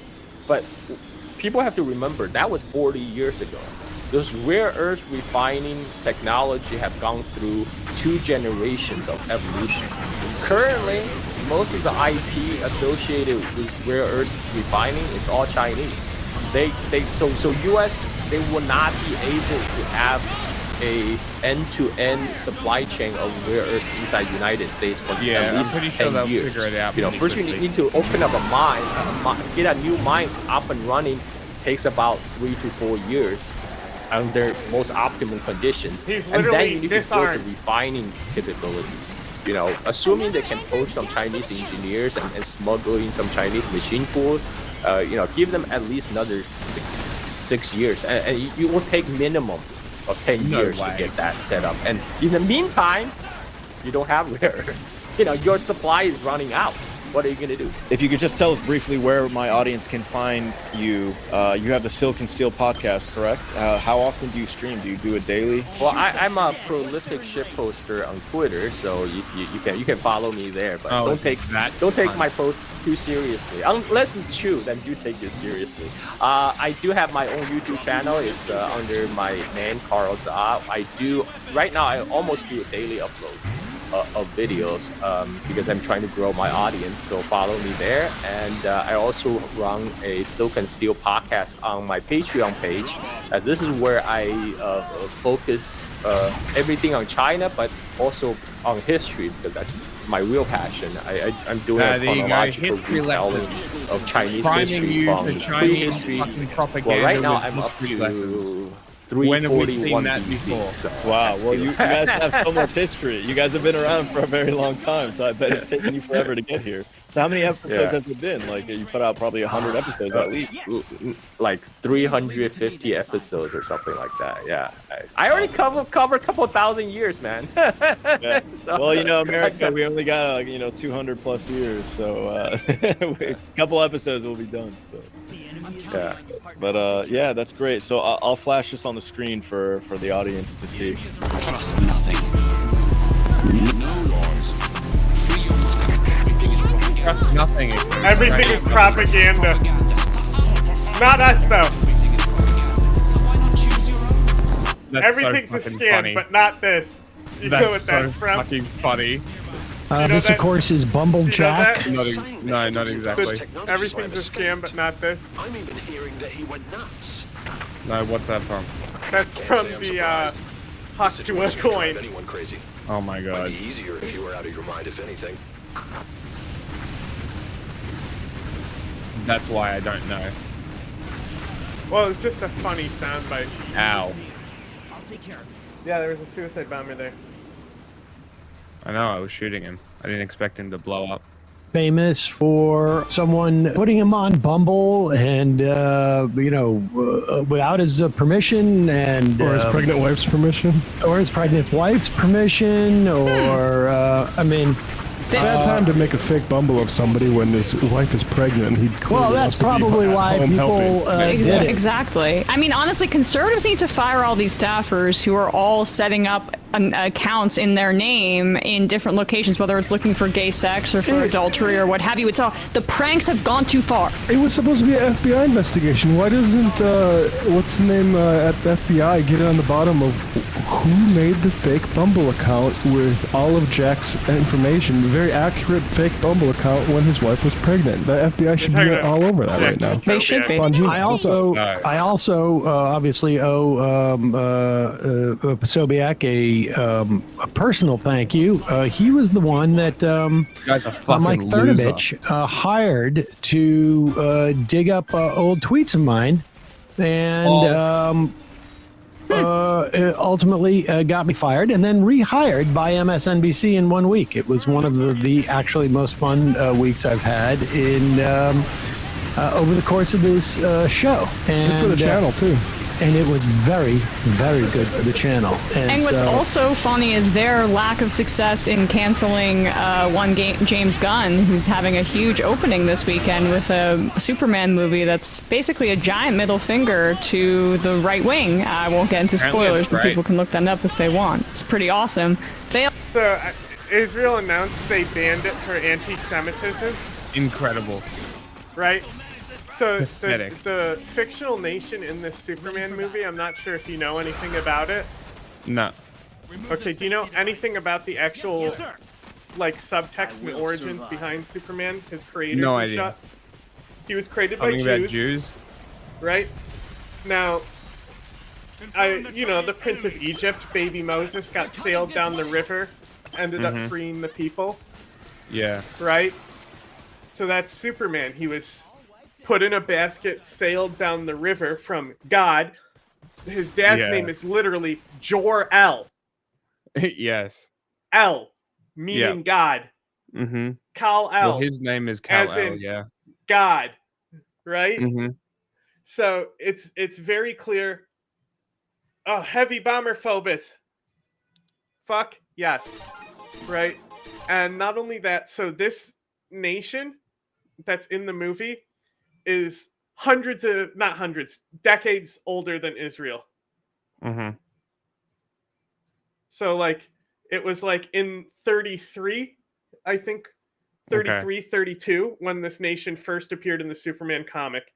Zionism was not even a whisper of a movement at the time. No, it was just so that's so they're taking a nation that's been in Superman since issue number 3. That's fucking great. And Israel's saying, that's us. Losers. Perpetual victims. Typical fascists. But what can you do? I'm just looking up everything's a scam, but not this real quick. Okay. Well, I'm turning it off, so. Yeah, that's fine. You can keep streaming though if you want. I don't give a shit. No, I got to go do laundry. Fair enough. I guess we're not continuing then, which is fine. Oh, we started again. But not 2 hours. this. Short one. Oh, that's normally what we do in the morning. It's just a little one. It didn't come up on... Let me Google. Ha ha ha, how little you know.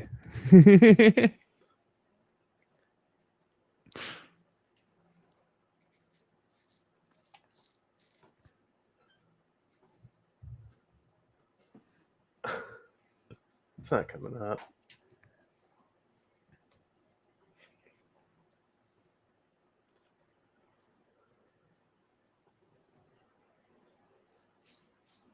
I probably tried to scrub it.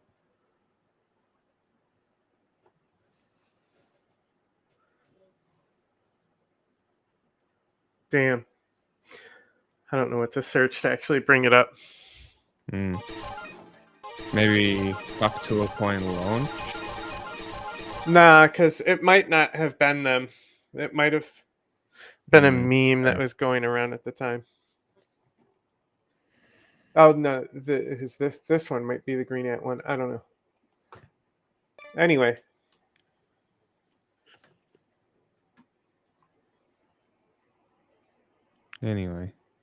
Wow, grape. Wow, grape.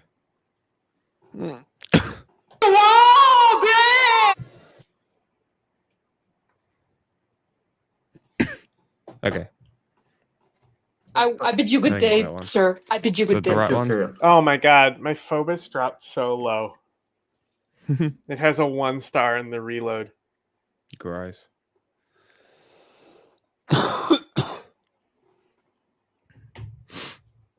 Alright. Well, I'll leave you to end the stream and do whatever. You can keep watching. Oh no, this go and ahead. Finish or whatever. Okay. You end it. Fair enough. Goodbye, people. Just a short one now. Goodbye. Thanks for tuning in. Come back on Monday.